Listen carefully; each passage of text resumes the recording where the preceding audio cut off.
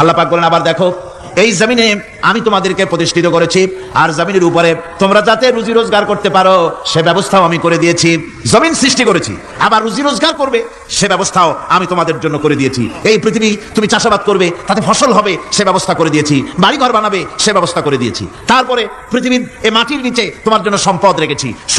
সমুদ্রের ভিতরে, নদীর ভিতরে, সেখানেও তোমার জন্য সম্পদ রেখেছি। আমি রহমান সব প্রয়োজন মিটিয়েছি। শুধু এর জন্য নয় যে সৃষ্টি করলাম, ইবাদত করলাম আর জাহান্নামে পাঠিয়ে দিলাম, তা তো না। তোমাকে আমি সৃষ্টি করেছি, তোমার প্রয়োজন, যত প্রয়োজন তোমার ছিল জীবনে, সমস্ত প্রয়োজনগুলি আমি মিটিয়েছি। মানুষ যদি আল্লাহ রাব্বুল আলামিনকে জানতে চায়, চিনতে চায়, তার পদ্ধতি হচ্ছে তার সৃষ্টিকে জানা। তার সৃষ্টির মাধ্যমেই তাকে চেনা যাবে।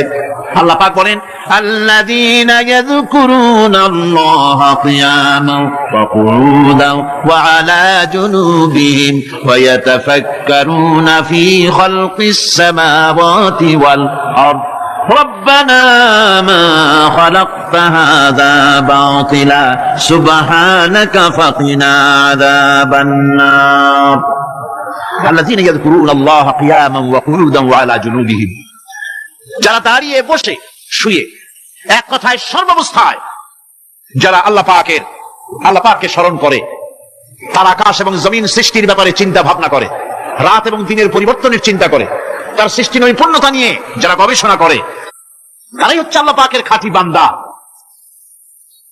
একজন সত্যানুসন্ধানী।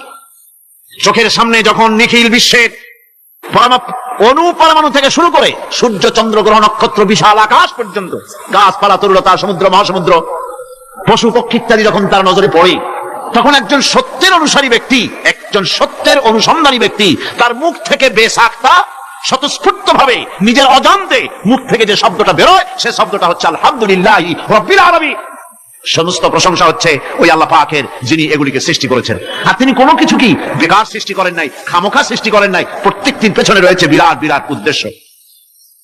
এখানে মানুষের সবচেয়ে বড় ভ্রান্তি, মানুষের সবচেয়ে বড় ভুল, সেটা হলো এই, দুর্ভাগ্যজনক ভাবে সকল সৌন্দর্যের মহাশিল্পী আল্লাহ পাককে মানুষ ভুলে যায়। তারা প্রশংসা করে নদীর, প্রশংসা করে নারীর অঙ্গ প্রত্যঙ্গ নিয়ে তারা কবিতা লেখে, নারীর সৌন্দর্য নিয়ে কবিতা লেখে, সাহিত্য রচনা করে, সূর্য নিয়ে, চন্দ্র নিয়ে, চাঁদের মায়াবী জ্যোৎস্না নিয়ে, এর সুন্দর সুষমা নিয়ে কবিতা লেখে, প্রজাপতির রং দিয়ে গান তৈরি করে, ফুলের সৌন্দর্য এবং তার সৌরভ দেখে মানুষ পাগল হয়ে যায়। এগুলির পিছনে গান, সাহিত্য ইত্যাদি কবিতা রচনা করে। কিন্তু এই সৌন্দর্য যিনি সৃষ্টি করেছেন সে আল্লাহ পাককে বেমালুম ভুলে যায়।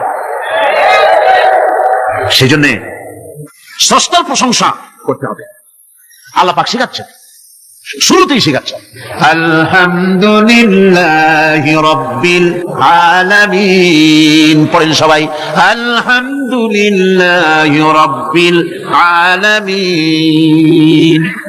এখানে আল্লাহ প্রশংসা কার বলুন, কার? আল্লাহ নয়, আল্লাহ পাকের প্রশংসা। আল্লাহ হচ্ছে ইসমে জাত। আল্লাহ কি? ইসমে জাত। কোন ধরনের অনুবাদ দিয়ে আল্লাহ শব্দের ব্যাখ্যা বুঝানো যাবে না। আল্লাহ এটাকে যদি সৃষ্টিকর্তা লেখা হয় তাহলে আল্লাহ শব্দের হক আদায় হবে?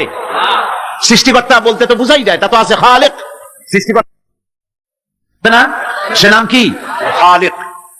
আল্লাহ এটাকে কোনো অনুবাদ দিয়ে সৃষ্টিকর্তা বলে বোঝানো যাবে না।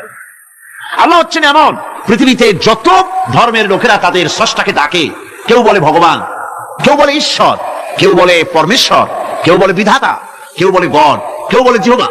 বলেন এরকম? কথা না বললে বুঝিনি, বলে। এর প্রত্যেকটি শব্দের প্রতি শব্দে স্ত্রীলিঙ্গে অন্য শব্দ আসবে। ভগবান বললে কি হবে? ভগবতী। ঈশ্বর বললে ঈশ্বরী। পরমেশ্বর বললে পরমেশ্বরী। বিধাতা বললে বিধাত্রী। গড বললে গডেজ আসবে। এখন গড আরো বেকায়দা। গড তাহলে যদি উল্টায় দেন, এমন সর্বনাশ হবে যা বলার মতো। আর এই শব্দ দিয়েও বোঝার উপায় নাই যে তারা কি বলতে চায়। শব্দকে খণ্ডিত যদি করা হয় তাও বোঝা যাবে না যে কি বলতে চায়। অথচ আল্লাহ পাক হচ্ছেন, আল্লাহ পাকের নাম হচ্ছে এমন একটি নাম, আমাকে যদি কেউ বলে যে অন্য কোনো ব্যাখ্যা চাই না, আল্লাহ দিয়ে আল্লাহরে বুঝায় দেন, তো আল্লাহ দিয়ে আল্লাহরে বুঝানো যাবে। এরকম কোরআন কারীমের মধ্যে আল্লাহ আয়াতে কারিমা সেট করে রেখেছেন। সুবহানাল্লাহ। যদি আপনারা বলেন আমাকে যে আল্লাহ দিয়ে আল্লাহর পরিচয় করায় দেন, তো আমি বলবো আল্লাহ রাব্বুল আলামিন কোরআনে কারীমের মধ্যে বলেছেন আল্লাহু লা ইলাহা ইল্লা হুয়াল হাইয়ুল কাইয়্যুম। কোন সূরা আছে, কোন আয়াতে? আয়াতুল কুরসি। পড়তে ইচ্ছা করে না, পড়েন আমার সাথে। আল্লাহু লা ইলাহা ইল্লা হুয়াল হাইয়ুল কাইয়্যুম। আল্লাহ হচ্ছেন তিনি যিনি ছাড়া কোনো উপাস্য নাই, কোনো ইলাহ নাই, কোনো মাবুদ নাই, যিনি ছাড়া আর কোনো ইবাদতের মালিক নাই, আর যিনি হচ্ছেন সদা জাগ্রত চিরঞ্জীব, সার্বভৌমত্বের একচ্ছত্র মালিক, যিনি সদা জাগ্রত চিরঞ্জীব, তিনি হচ্ছেন আল্লাহ। এখন কেউ যদি বলেন আল্লাহ অক্ষর কি, এক একটা অক্ষর বাদ দিয়া আল্লাহরে চিনায় দেন, তাও চিনানো যাবে। আল্লাহর প্রথম অক্ষর যদি বাদ দেন কি থাকবে? কোরআনে কারীম বলছে তা দিয়েও বোঝা যাবে। লিল্লাহি মা ফিস সামাওয়াতি ওয়া মা ফিল আরদ। আল্লাহ হচ্ছেন তিনি যার জন্য আকাশ আর জমিন, আকাশ এবং জমিনের একচ্ছত্র মালিক। এর মাঝখানে যা কিছু আছে সব কিছুর মালিকানা যার হাতের মুঠায়, তিনি আমার আল্লাহ। তিনি কে? আল্লাহ। তারপরে যদি বলেন আরেকটা নাম ছেড়ে দেন, আলিফ সাল্লাম একটা নাম ছেড়ে দিলাম, তাহলে কি থাকলো? লাহু থাকলো, দুইটা অক্ষর থাকলো লাহু। এই লাহু দিয়েও আল্লাহ রাব্বুল আলামিনের সিফাতকে, তার গুণকে বোঝা যাবে। লাহু মাকালিদুস সামাওয়াতি ওয়াল আরদ। আল্লাহ পাক বলেন আসমান এবং জমিনের রিজকের চাবিকাঠি আল্লাহ পাকের হাতে, যাকে খুশি তিনি পর্যাপ্ত রিজক দান করেন। কেউ যদি বলেন লামটাও ভাড়ায় দেন, লামটাও ছেড়ে দেন, দিলাম নাম একটা ছেড়ে, থাকলো কি? একটা অক্ষর থাকলো হু। এই হু দিয়ে আমার আল্লাহরে চেনা যাবে। ওয়া হুয়াল গফুরুল ওয়াদুদু যুল আরশিল মাজিদ ফাআলুল লিমা ইউরিদ। আমার আল্লাহ হচ্ছেন তিনি যিনি ক্ষমাশীল, যিনি দয়াবান, যিনি বান্দাকে মহব্বত করেন, যিনি হচ্ছেন আরশে আজিমের মালিক, তিনি হচ্ছেন সেই মহান সত্তা যিনি যা খুশি তাই করতে পারেন। সুতরাং আল্লাহ হচ্ছেন এমন এক লফজ, এমন এক নাম, এমন এক ইসমে জাত যার কোনো বিকল্প নাই, যা অনুবাদ করে আল্লাহকে স্রষ্টা বললে এটা সারবে না, সৃষ্টিকর্তা বললে সারবে না। আল্লাহ পাকের নামের বিরাট বিশাল ব্যাপক অর্থ রয়েছে। সুতরাং আল্লাহকে আল্লাহই বলতে হবে। আল্লাহকে কি বলতে হবে? আল্লাহ আল্লাহ আল্লাহ। কত মজাই নামে, সুবহানাল্লাহ ওয়া বিহামদিহি, কত মজাই নামে। দেখেন আল্লাহ রাব্বুল আলামিন এমন রব।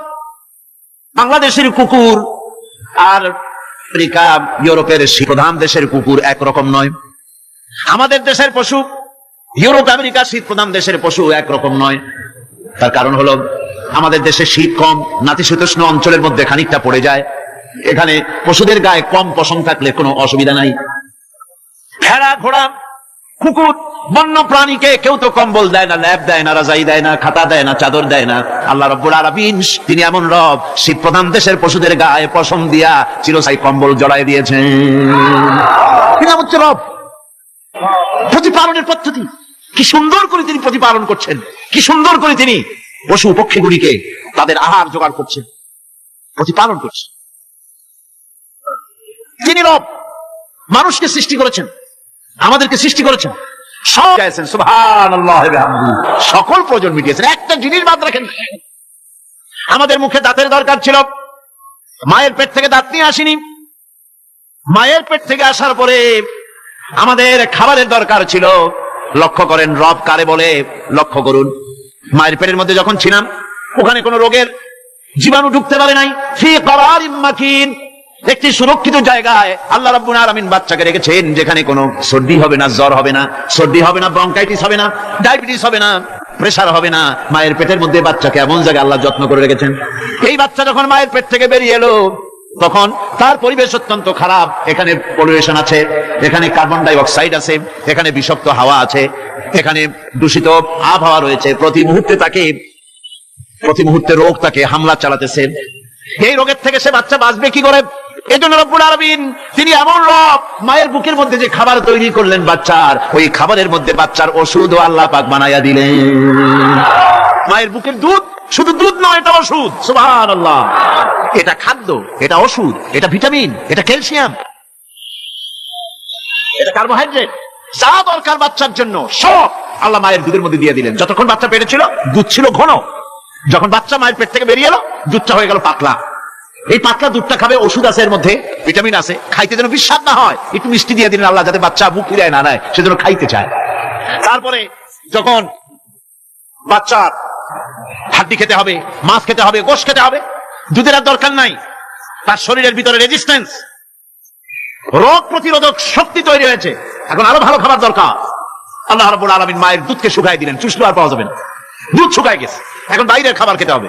আসছিল যখন মুখে দাঁত ছিল না, বাইরে যখন এলো দাঁতের যখন দরকার হলো, কোন আল্লাহর বান্দা কি আল্লাহর কাছে দরখাস্ত করেছেন যে আল্লাহ আমার কয়েকখান দাঁত দাও, দাঁত ছাড়া আমি চাবাই দেব?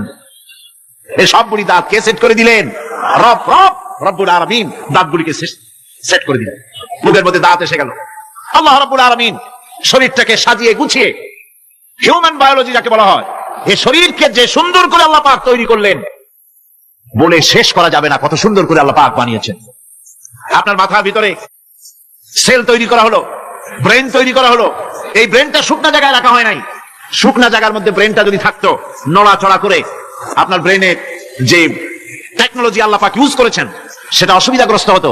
এই জন্য ক্রিম যেভাবে পানির মধ্যে ভাসা থাকে, পানির মধ্যে ভাসমান ক্রিম মাখন যেভাবে রাখা হয়, সামান্য পানির মতো করে এর ভিতরে ব্রেনটাকে রাখা হয়েছে। এই ব্রেনের ভিতরে, ব্রেন হচ্ছে পৃথিবীতে কম্পিউটার, আজকের পৃথিবীর শ্রেষ্ঠ আবিষ্কার। কিন্তু মানুষের মাথায় যে কম্পিউটার আল্লাহ পাক দান করেছেন, এই কম্পিউটারের সামনে দুনিয়ার কম্পিউটার এটি। এবার লন্ডন গিয়েছিলাম, প্রত্যেক বছর 1.5 মাস 2 মাস সময় পাই, কিন্তু আপনারা দোয়া করেছেন এখন পার্লামেন্টে সময় দিতে হয় বেশি, বিদেশের সফর কমে গিয়েছে। 10 দিনের জন্য গিয়েছিলাম, ওরা আমাকে একটা ডায়েরি দিল।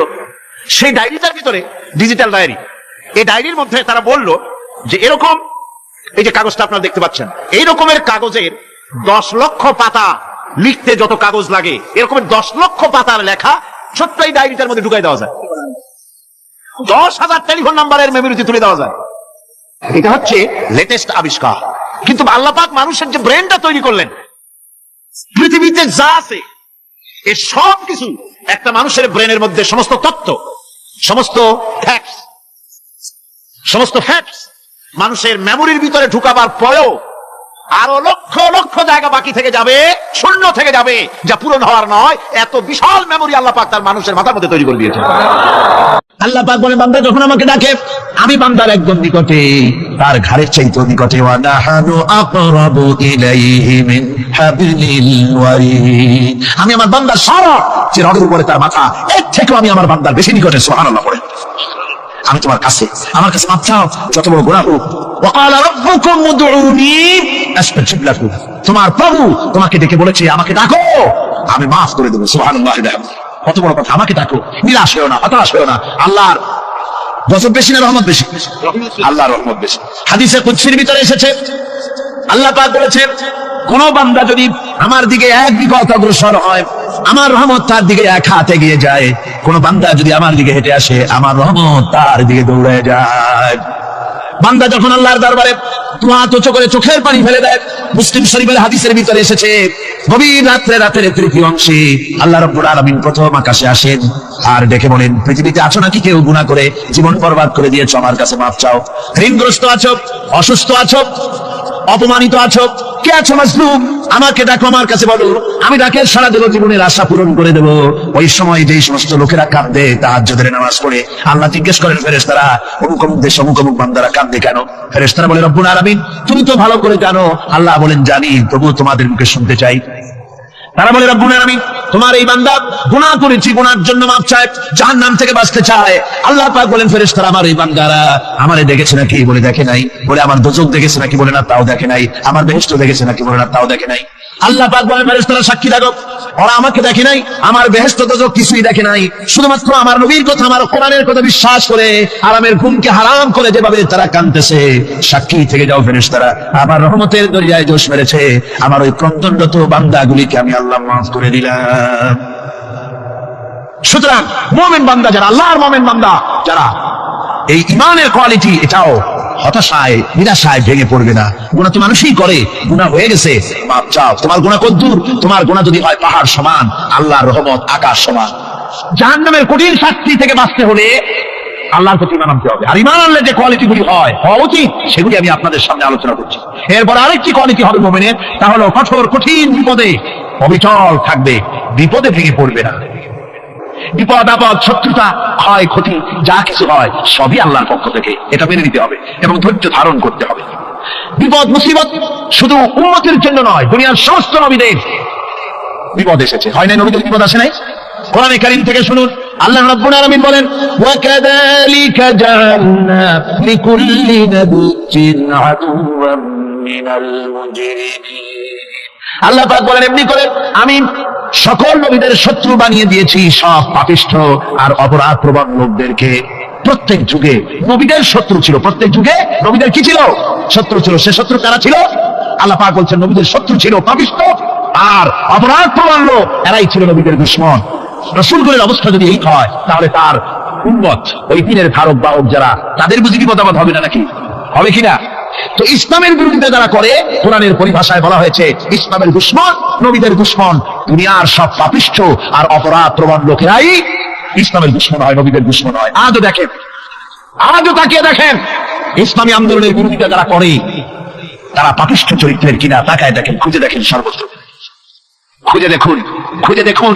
যারা ইসলামী আন্দোলনের বিরোধিতা করে, যারা ইসলামকে মিটিয়ে দেওয়ার চেষ্টা করতেছে, যারা ইসলামকে মৌলবাদ বলে, ইসলামকে সাম্প্রদায়িক বলে, কোরআনে কারীমের কথা কত স্পষ্ট যে নবীদের দুশমন হয়, ইসলামের দুশমন হয় মুজরিম লোকেরা, অপরাধ প্রবণ আর পাপিষ্ঠ লোকেরা। আজও আমরা দেখতে পাই এই শ্রেণীর লোকেরা পাপিষ্ঠ এবং সবচাইতে সমাজের নিকৃষ্ট ধরনের দরিদ্রহীন লোক। নামাজ নাই। আপনি খুঁজে দেখেন, ইসলামী আন্দোলনের বিরোধিতা যারা করছে, যারা নেতৃত্ব দিচ্ছে, নামাজ নাই, রোজা নাই, চরিত্র নাই, হজ নাই, যাকাত নাই, মদ, জুয়া, জেনা, ব্যভিচার ইত্যাদিতে লিপ্ত। চেহারা দেখলে ছেলেপেলেরা 2 গ্লাস পানি খায় বয়স ছোটে। কথা ঠিক কি দেখো? এই হলো অবস্থা। মারে কেন? মুমিনদেরকে, পয়গম্বরদেরকে, সাহাবীদেরকে এবং ঈমানদারদেরকে মারে কেন? তার কারণ হচ্ছে আল্লাহ রাব্বুল আলামিন বলেছেন, ওয়া মা নাকামু মিনহুম ইল্লা আইয়ুমিনু বিল্লাহিল আজিজিল হামিদ। কাফিররা ঈমানদার লোকদেরকে অন্য কোন অপরাধী নির্যাতন চালায় না, নির্যাতন চালায় শুধু এই কারণে যে মুমিন লোকেরা পরাক্রমশালী, আল্লাহ রাব্বুল আলামিনের দ্বীনকে কায়েম করতে চায়, তার উপরে ঈমান এনেছে, এই কারণেই তারা মারে। ঠিক কিনা কর? যুগে যুগে নবীদের উপরে, সাহাবীদের উপরে যে অত্যাচার হয়েছে, সেই অত্যাচার এই কারণেই হয়েছে, অন্য কোনো কারণে নয়। এই কঠিন বিপদে অবিচলতা এবং ধৈর্যের দৃষ্টান্ত নবীগণ পেশ করেছেন পৃথিবীর বুকে। আমরা দেখেছি ইব্রাহিম আলাইহিস সালামকে আগুনে ফেলানো হয়েছে, আছে না কোরআন শরীফে? আমি কিন্তু গল্প করতেছি না, সব কোরআনের কথা। কিসের কথা? ইব্রাহিম আলাইহিস সালামকে আগুনে ফেলানো হচ্ছে। অপরাধ কি? অপরাধ হচ্ছে হযরত ইব্রাহিম আলাইহিস সালাম দাওয়াত দিয়েছেন, লা ইলাহা ইল্লাল্লাহ। জোরে পড়েন, লা ইলাহা ইল্লাল্লাহ, লা ইলাহা, লা ইলাহা ইল্লাল্লাহ মুহাম্মাদুর রাসূলুল্লাহ। হযরত ইব্রাহিম আলাইহিস সালাম দ্বীনের দাওয়াত দিয়েছেন, এক আল্লাহর দাওয়াত দিয়েছেন, ঈমানের দাওয়াত দিয়েছেন। আর কোন অপরাধ ছিল না। নমরুদ সহ্য করতে পারলো না। কোরআনে কারীমের মধ্যে সব কথাগুলি আল্লাহ পাক এই জন্য বিধৃত করেছেন, এই জন্য কোরআনে কারীমের মধ্যে সব কথা উঠাই দিয়েছেন, যাতে করে মুমিনেরা বিপদ আসলে পরে যেন ঘাবড়ে না যায়। ইব্রাহিম আলাইহিস সালামকে আগুনে ফেলানো হচ্ছে। ফেরেশতা বলছে, ইব্রাহিম তোমার আগুনে ফেলায় দেওয়া হতেছে, আমার কাছে সাহায্য চাও, আমার কাছে ক্ষমতা আছে, আগুনগুলো উঠাই নমরুদের বংশ জ্বালাই দেবো। হযরত ইব্রাহিম ফেরেশতার কাছে সাহায্য চাইছিলেন নাকি? কি বললেন ফেরেশতা? তোমার কাছে সাহায্য কেন চাইবো? আমি তো এমন কোন অন্ধ আল্লাহর ইবাদত করি না যেই অন্ধ স্রষ্টা তার গোলামের দুঃখ দুর্দশা না দেখেন। আমি তোমার কাছে সাহায্য চাইবো না। হযরত ইব্রাহিম আলাইহিস সালাম পাস করলেন। কি বলেন, পাস করছেন না? ঈমানের পরীক্ষায় পাস। আগুনের মধ্যে হযরত ইব্রাহিমকে যখন ফেলানো হচ্ছে, রব্বুল আলামিন আগুনের প্রতি নির্দেশ করে দিলেন, ইয়া নারু কুনি বারদাও ওয়া সালামান আলা ইব্রাহিম। আগুন আমার ইব্রাহিমের জন্য শান্তিদায়ক, ঠান্ডা হয়ে যা। এখন কি আর আগুনের বাপের ক্ষমতা আছে ইব্রাহিমের পোড়ানো? আর ক্ষমতা নাই। আমার বন্ধুগণ, ইব্রাহিম আগুনের ভিতরে আরামে বসে আছেন, আর ওদিকে নমরুদ বসে বসে দেখতেছে দূর থেকে। ইব্রাহিম তো জ্বলে না, গায়ের মধ্যে আগুন জ্বলে গেল। ডাক দিয়ে কয়, আগুন তোর হলো কি? কেন জ্বালাইতে পারিস না আমার দুশমন রে? হলোটা কি তোর? তোর কি জ্বালানোর শক্তি বন্ধ হয়ে গেল নাকি? আগুনের ভিতর থেকে জবাব এলো, নমরুদ রে, আমার ভিতরে জ্বালানোর শক্তি আছে কি নাই যদি প্রমাণ করতে চাও, টেস্ট করতে চাও, তুই নিজে আয়, তোরে শুদ্ধ তামাম দুনিয়া জ্বালাই দিতে পারি, ইব্রাহিমের এক গাছা পশম জ্বালাই দিতে পারি না। তার কারণ হচ্ছে আমি হচ্ছি মাখলুক, আল্লাহ হচ্ছেন খালিক। আল্লাহ আমাকে বলেছেন না জ্বালাতে, তুমি 1000 বার বললেও আমি ইব্রাহিমকে জ্বালাইতে পারবো না।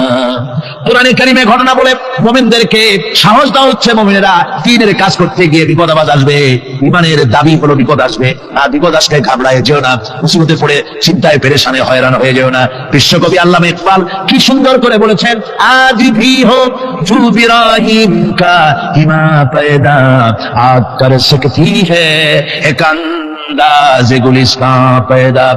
ইব্রাহিমের ইমান যদি আজও কোথাও হয় বিদ্যমান, করতে পারেন অগ্নিকুণ্ডে খুবসুরত এক গুলিস্তান। আজও যদি আগুনের ভিতরে কোন নমরুদ কোন ইব্রাহিমকে যদি ফেলে দেয়, আল্লাহ রাব্বুল আলামিন আজও আগুনকে ফুলের বাগান বানায়া দিবেন। সুবহানাল্লাহ। ভয় পাওয়ার কারণ নাই, চিন্তা করার কোনো কারণ নাই। আমার বন্ধুগণ, হযরতে হুদ আলাইহিস সালামকে যখন সমাজের লোকেরা, রাষ্ট্রের লোকেরা ঘিরে ফেলে দিল, সমাজ শক্তি, রাষ্ট্র শক্তি যখন তাকে ঘিরে ফেলে দিল, ষড়যন্ত্রের পাহাড় তুলে দিল, তারে মেরে ফেলে দিবে, হযরত হুদ দেশ থেকে তা পালায় গেলেন না, ভয় পেলেন না। হযরতে হুদ আলাইহিস সালাম বললেন, কোরআনে কারীমে হযরত হুদের কথা কোট করা হলো, ফাকিদুনি জামিআন সুম্মা লা তুনজিরুন।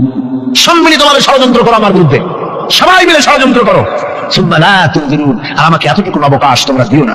ইন্নী তাওয়াক্কালতু আলাল্লাহি রাব্বি ওয়া রাব্বিকুম, আমি ভরসা করেছি সেই আল্লাহর উপরে যার কুদরতি হাতের ভিতরে, যিনি আমাদের রব তোমাদেরও রব, আর যার কুদরতি হাতের ভিতরে তামাম পৃথিবীর জানগুলি যার হাতে, সে আল্লাহর উপরে ভরসা করেছি। ষড়যন্ত্র যদ্দূর আছে করতে থাকো, আমি ষড়যন্ত্র পরোয়া করি না। সুবহানাল্লাহ। এটাই হলো মুমিনের কোয়ালিটি। শুধু ঈমান, লা ইলাহা ইল্লাল্লাহু মুহাম্মাদুর রাসূলুল্লাহ, গরুর গোশত খাই, আর রবিউল মাস আসতে পরে ইয়া নবী সালাম আলাইকা, ইয়া রাসূল সালাম আলাইকা, তারপরে গরম গরম জিলাপি ইয়া রাসূলুল্লাহ খাইলাম খুব বেশি করে। এর নাম মুমিন নয়। মুমিন হচ্ছে তার চলায় ফেরায় ওঠায় বসায় সাহসিকতার এক আন্দাজ তৈরি হবে সে। আমার ভাইরা, বিপদে অবিচলতা আমাদেরকে পয়গম্বরেরা শিক্ষা দান করেছেন। আমরা দেখতে পেয়েছি বিশ্বনবী জনাবে মুহাম্মদুর রাসূলুল্লাহ সাল্লাল্লাহু আলাইহি ওয়াসাল্লাম হিজরতের রাত, কাফেররা চতুর্দিকে দাঁড়ানো, হযরত জিবরাইল এসে বলেন, ইয়া রাসূলুল্লাহ, কাফেররা চতুর্দিকে ঘিরে দাঁড়িয়েছে, গভীর রাত, এখন হাতে তাদের তরবারি, সকাল হলে পরেই তারা আপনাকে মেরে ফেলে দেবে, তাড়াতাড়ি উঠে মদিনার দিকে চলে যান। আল্লাহ নবী ঘুমের থেকে জেগে হযরত আলীকে ডেকে বলেন, আলী, আল্লাহ অর্ডার করেছেন আমি মদিনায় চললাম, আমার বিছানার পরে আমার চাদর গায়ে দিয়ে শুয়ে থাকো। হযরত আলী বলেন, আল্লাহর হাবিব, আপনার চাদর গায়ে দিয়ে ঘুমিয়ে থাকবো, সকালবেলায় কাফির বেঈমানেরা আপনার বিছানার পরে আপনার চাদর গায়ে দেওয়া অবস্থায় আমি আলীকে তারা মুহাম্মদ মনে করবে, আর আমি আলীকে নবী মনে করে তারা তাদের তরবারি দিয়া কেটে কেটে টুকরা টুকরা করে আমারে বিদায় করে দেবে দুনিয়া থেকে। এতটুকুনো পরোয়া করি না, বরং আমার দিলের মধ্যে এটাই তৃপ্তি থাকবে যে আমি আলীর জীবনের বিনিময় আল্লাহর হাবিব দুনিয়ায় বেঁচে আছেন। যে ব্যক্তি বিদ্রোহ করেছে এবং দুনিয়ার জীবনকে অগ্রাধিকার দিয়েছে, তার জায়গা হচ্ছে জাহান্নাম। জোরে বলেন নাউজুবিল্লাহ। যে ব্যক্তি আল্লাহর সঙ্গে বিদ্রোহ করেছে আর পরকালের জন্য পাথর জোগাড় করে নাই, দুনিয়াকে অগ্রাধিকার দিল, পরকালকে ভুলে গেল, তার জায়গা হলো জাহান্নাম। وَأَمَّا مَنْ خَافَ مَقَامَ رَبِّهِ وَنَهَى النَّفْسَ عَنِ الْهَوَى فَإِنَّ الْجَنَّةَ هِيَ الْمَأْوَى।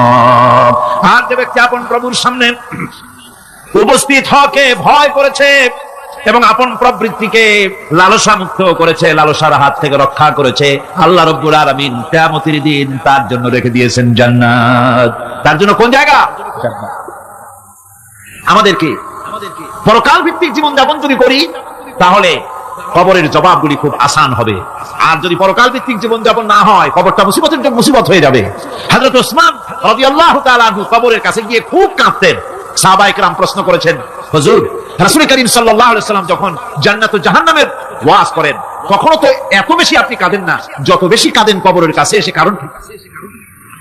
হযরত ওসমান রাদিয়াল্লাহু তাআলা আনহু বলতেন, আমার সাথীরা, আমি আমার হাবিবের কাছে, আল্লাহ রাব্বুল আলামিনের রাসূলের কাছে আমি শুনেছি, এই কবরটাই হলো প্রথম স্টেশন, এই কবরটাই হলো প্রথম ইমিগ্রেশন কাউন্টার।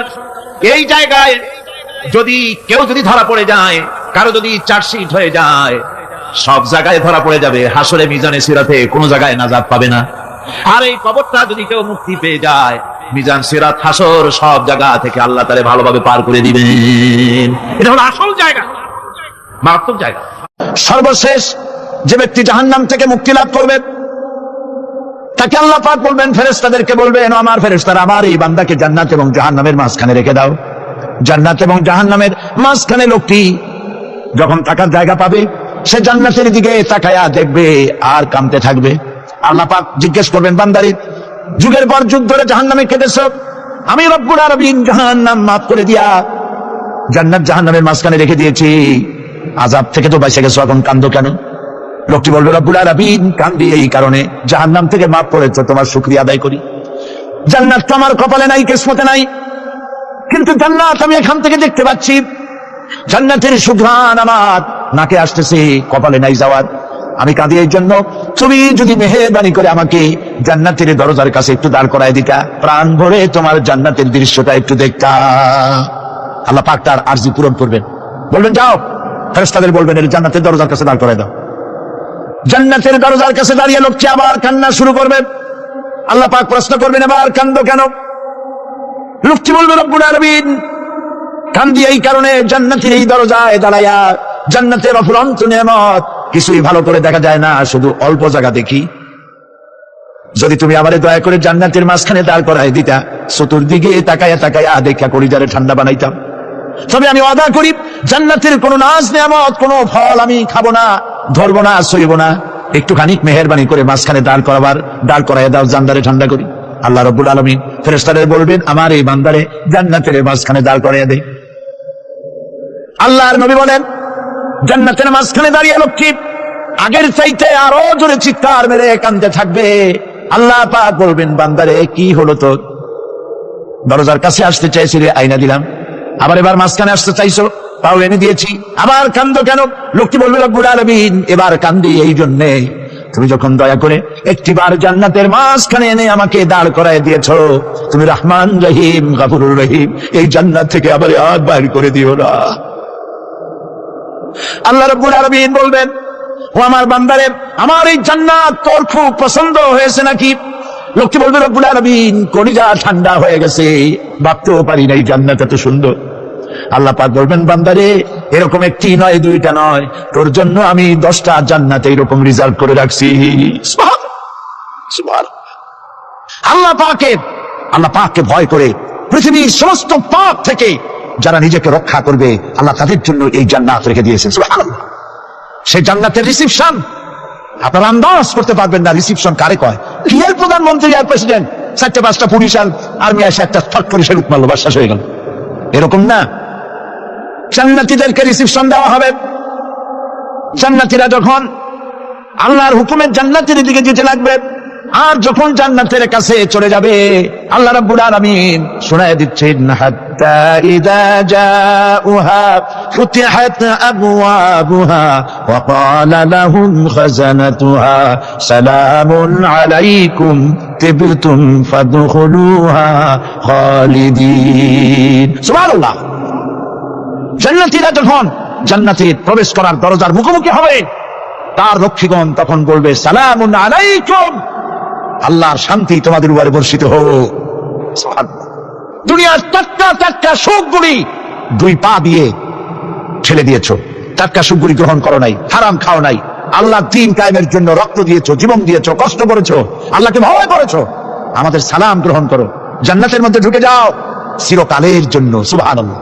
আর বাইরে হওয়া লাগবে না, চিরকাল এই জান্নাতের মধ্যে তোমরা বসবাস করতে পারবে, আল্লাহ রাব্বুল আলামিনের ফেরেশতারা বলে দিবে। জান্নাতের মধ্যে আল্লাহ পাক হুরদের সঙ্গে জান্নাতীদের বিয়ের ব্যবস্থা করে দিবেন। কোরআনে কারিমে আল্লাহ পাক বলেন, মুত্তাকিইনা আলা সুরুজিন মাসফুফাতিন ওয়া যাওয়াজনাহুম বিহুরিন ঈন। সামনাসামনি ভাবে সাজানো সারি সারি আসন সময়ের উপর তারা ঠেস লাগায় বসে থাকবে, আর আল্লাহ রাব্বুল আলামিন হুরদের সাথে জান্নাতীদের বিয়ের ব্যবস্থা করে দিবেন। যেসব হুরের সঙ্গে বিয়ে হবে তাদের আল্লাহ পাক বিবরণ দিচ্ছেন কি রকম হবে তারা। লাম ইয়াতমিসহুন্না ইনসুন ওয়ালা জান, এর পূর্বে জিন এবং ইনসান এদেরকে কেউ স্পর্শ করে নাই। কিরকম তারা? কাআন্নাহুন্নাল ইয়াকুতু ওয়াল মারজান, যেমন ঝিনুকের ভিতরে মণিমুক্তা থাকে, এইভাবে আল্লাহ পাক তাদেরকে পবিত্র করে রেখে দিয়েছেন। আমার প্রিয় ভাইরা, আল্লাহ রাব্বুল আলামিন কোরআনে কারীমের ভিতরে বলেছেন, ফাবিআইয়ি আলা'i রাব্বিকুমা তুকাযযিবান। জান্নাত দান করে আল্লাহ পাক এবার জান্নাতীদেরকে সম্বোধন করে বলবেন, ইয়া ইবাদি লা খাউফুন আলাইকুমুল ইয়াওমা ওয়া লা আনতুম তাহজানুন। হে আমার বান্দারা, লা খাউফুন আলাইকুমুল ইয়াওম, আজ আর কোনো ভয় নাই। সুবহানাল্লাহ, সুবহানাল্লাহ। আজ আর কোনো ভয় নাই, কোনো চিন্তাও নাই, আরামে এই জান্নাতের মধ্যে বসবাস করো। এরপরে আল্লাহ পাক জিজ্ঞেস করবেন, ও আমার জান্নাতীরা, আমি যেসব ওয়াদা করছিলাম আমার ওয়াদা মোতাবেক সমস্ত নিয়ামত পেয়েছো? তারা বলবে, হ্যাঁ পেয়েছি, সব নিয়ামত আপনার ওয়াদা মোতাবেক সব পেয়েছি। আল্লাহ রাব্বুল আলামিন বলবেন, সব পাও নাই, ওয়ালাদাইনা মাজিদ, আমার কাছে আরো বেশি আছে। সুবহানাল্লাহ, আমার কাছে আরো বেশি আছে। জান্নাতীরা বুঝবে না সে আরো বেশিটা কি, এর থেকে আর বেশি কি। প্রিয় ভাই সব, নবী করিম সাল্লাল্লাহু আলাইহি ওয়াসাল্লাম বলেছেন, জান্নাতের সুখ আর শান্তি কোন চোখ নায়িকা দেখেছে, যা কোন অন্তঃকরণ নায়িকা কল্পনা করতে পেরেছে। এই জান্নাত মুত্তাকিদের জন্য আল্লাহ রাখছেন। সুবহানাল্লাহ।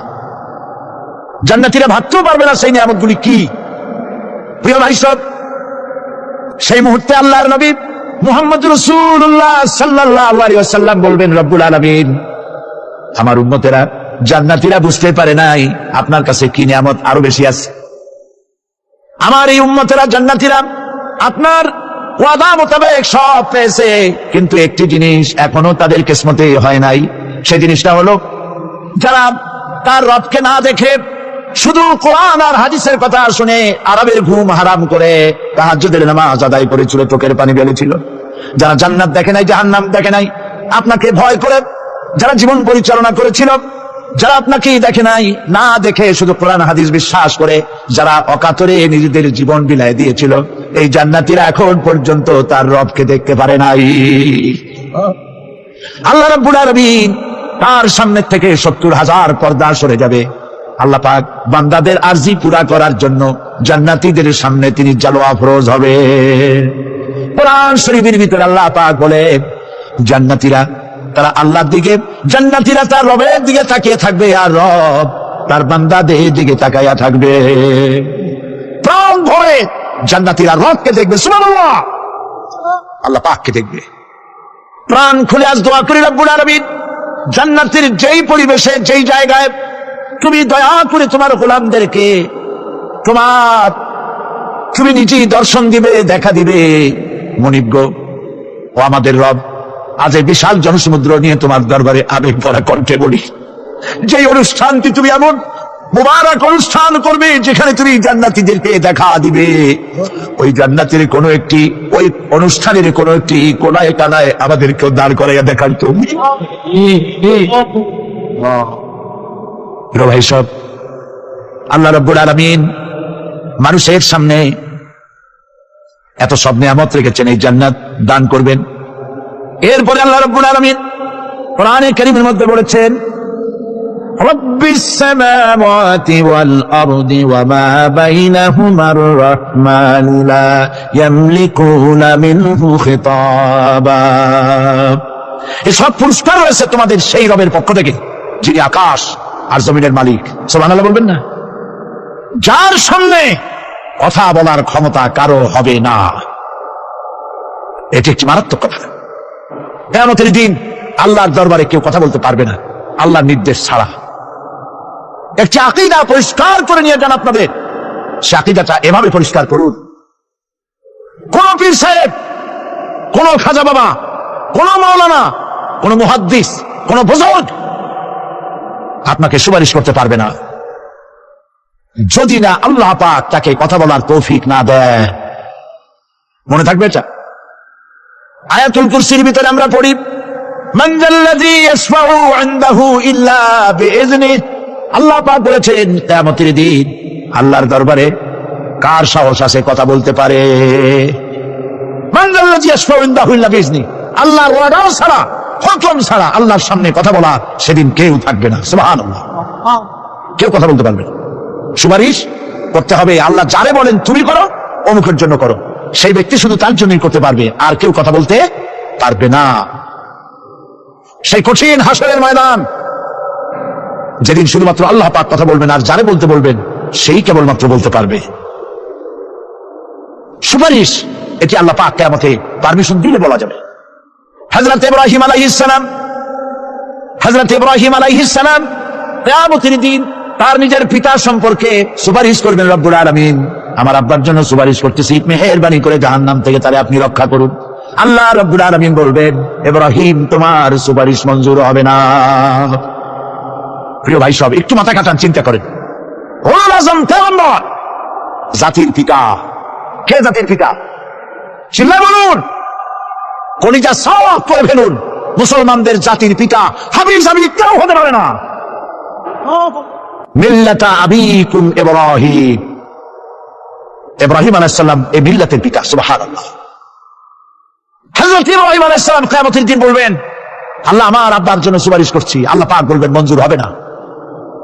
আজল তোমার পিতা হতে পারে, কিন্তু আমার খলিলকে আগুনে ঢালার জন্য নমরুদকে সে সহযোগিতা করেছে, আমি তোমার পিতাকে ক্ষমা করব না। নবী করিম সাল্লাল্লাহু আলাইহি সাল্লামকে সাহাবায়ে কেরাম জিজ্ঞেস করেছেন, হে রাসূল, আপনার আব্বা এবং আম্মার অবস্থা কি হবে? নবী করিম সাল্লাল্লাহু আলাইহি সাল্লাম কেঁদে ফেলেছেন, সাওয়াব বলেছেন, আমি তাদের কোনো উপকারে আসবো না। আল্লাহু আকবার।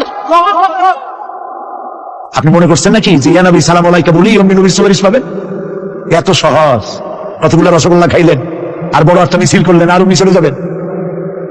পৃথিবীর সব মানুষ, সাহাবায়ে কেরাম বাদ দেন, পৃথিবীর সমস্ত মানুষ একত্রিত হয়ে আবু তালেব রাসূলুল্লাহকে যে ভালোবেসেছেন, ওর 1000 ভাগের 1 ভাগও সারা দুনিয়ার মানুষ রাসূলুল্লাহকে ভালোবাসতে পারবে? পারবে?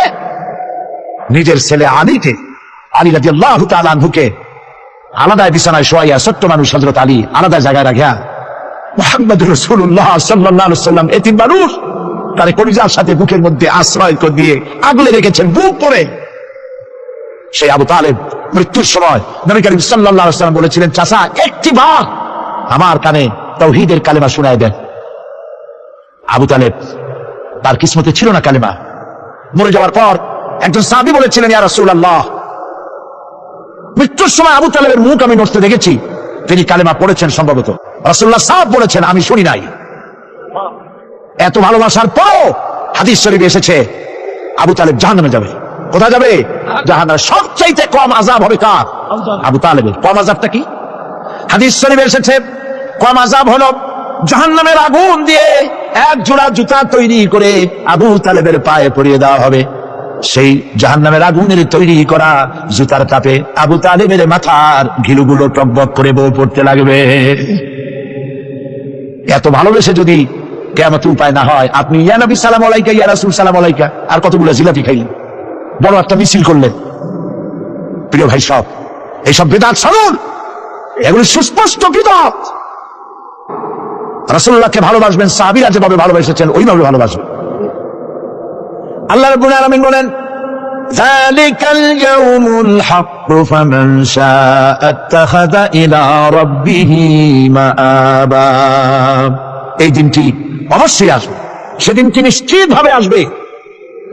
আর এখন যার ইচ্ছা সে তার রবের দিকে অগ্রসর হোক। ইন্না আনজারনাকুম আযাবান করিবান ইয়াওমা ইয়ানজুরুল মার'উ মা কদ্দামাত ইয়াদাহু ওয়া ইয়াকুলুল কাফিরু ইয়া লাইতানি কুনতু তুরাবা।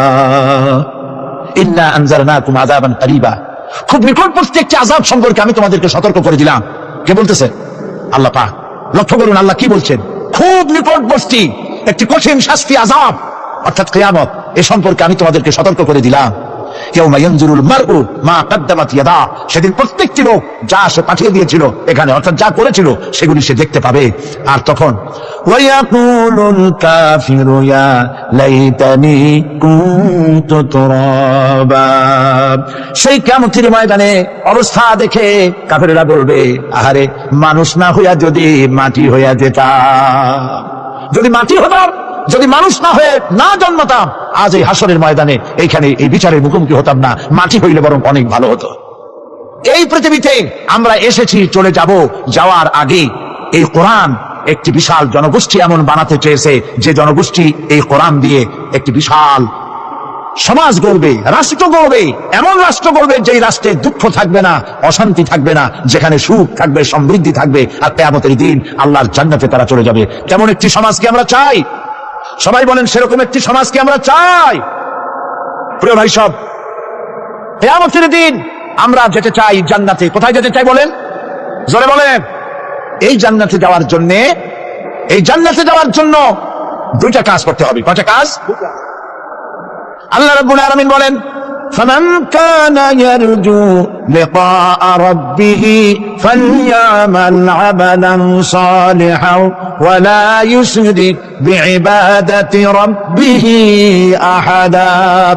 আল্লাহ পাক বলেন, যে বা যারা আমার সঙ্গে দেখা করতে চায় কিয়ামতে, দুইটা কাজ করা লাগবে। বলেন কয়টা কাজ? একটা হলো নেক আমল। কি আমল বলেন? নেক আমল। নেক আমল কারে বলে? নেক আমল করতে হলে আবার দুইটা শর্ত লাগে। এক নম্বরে কাজটা করতে হবে আল্লাহরে খুশি করার জন্য। কারে খুশি করার জন্য? একটা মাদ্রাসা বানাইছি যাতে লোকেরা বলে যে বড় একটা মাদ্রাসা বানাইছে, এই জন্য মাদ্রাসা বানাবেন, মসজিদ বানাবেন, হসপিটাল বানাবেন, যা কিছু করেন নিয়ত হবে আল্লাহকে খুশি করা। নিয়ত হবে কারে খুশি করা? আল্লাহ পাককে খুশি করা। এই হলো নেক আমলের প্রথম শর্ত, কাজ হবে আল্লাহকে খুশি করার জন্য।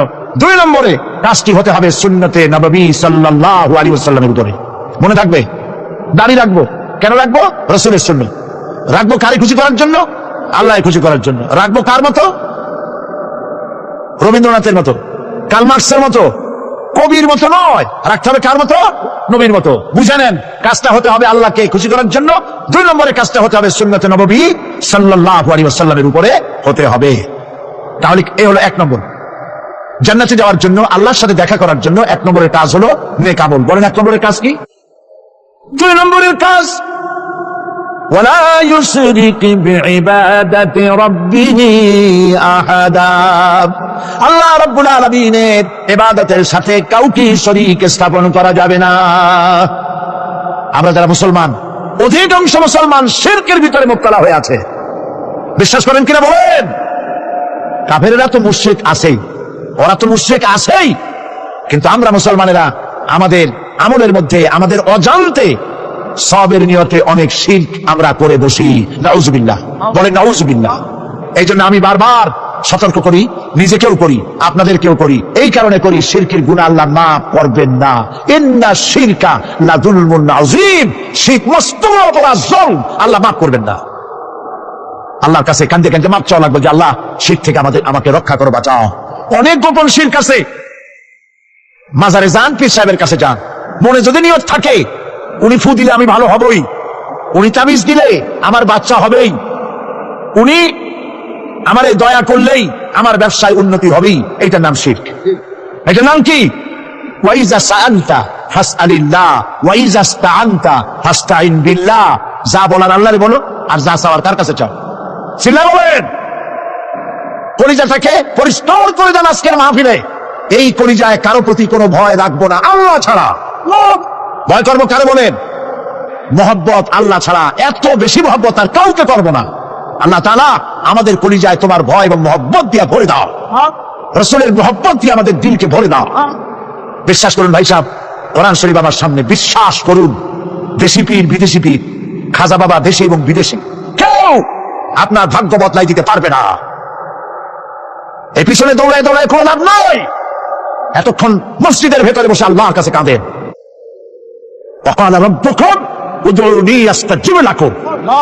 তোমার রব বলেছে আমারে ডাকো, আমি ডাকের সাড়া দিয়ে দেব। সুবহানাল্লাহ।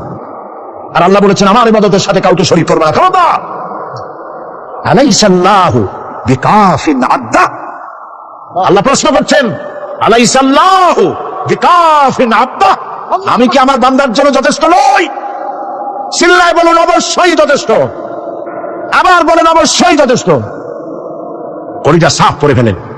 সম্রাট শাহজাহান, দিল্লির সম্রাট, হাবিজাবি সম্রাট না, দিল্লির সম্রাট। এখন কোথায়?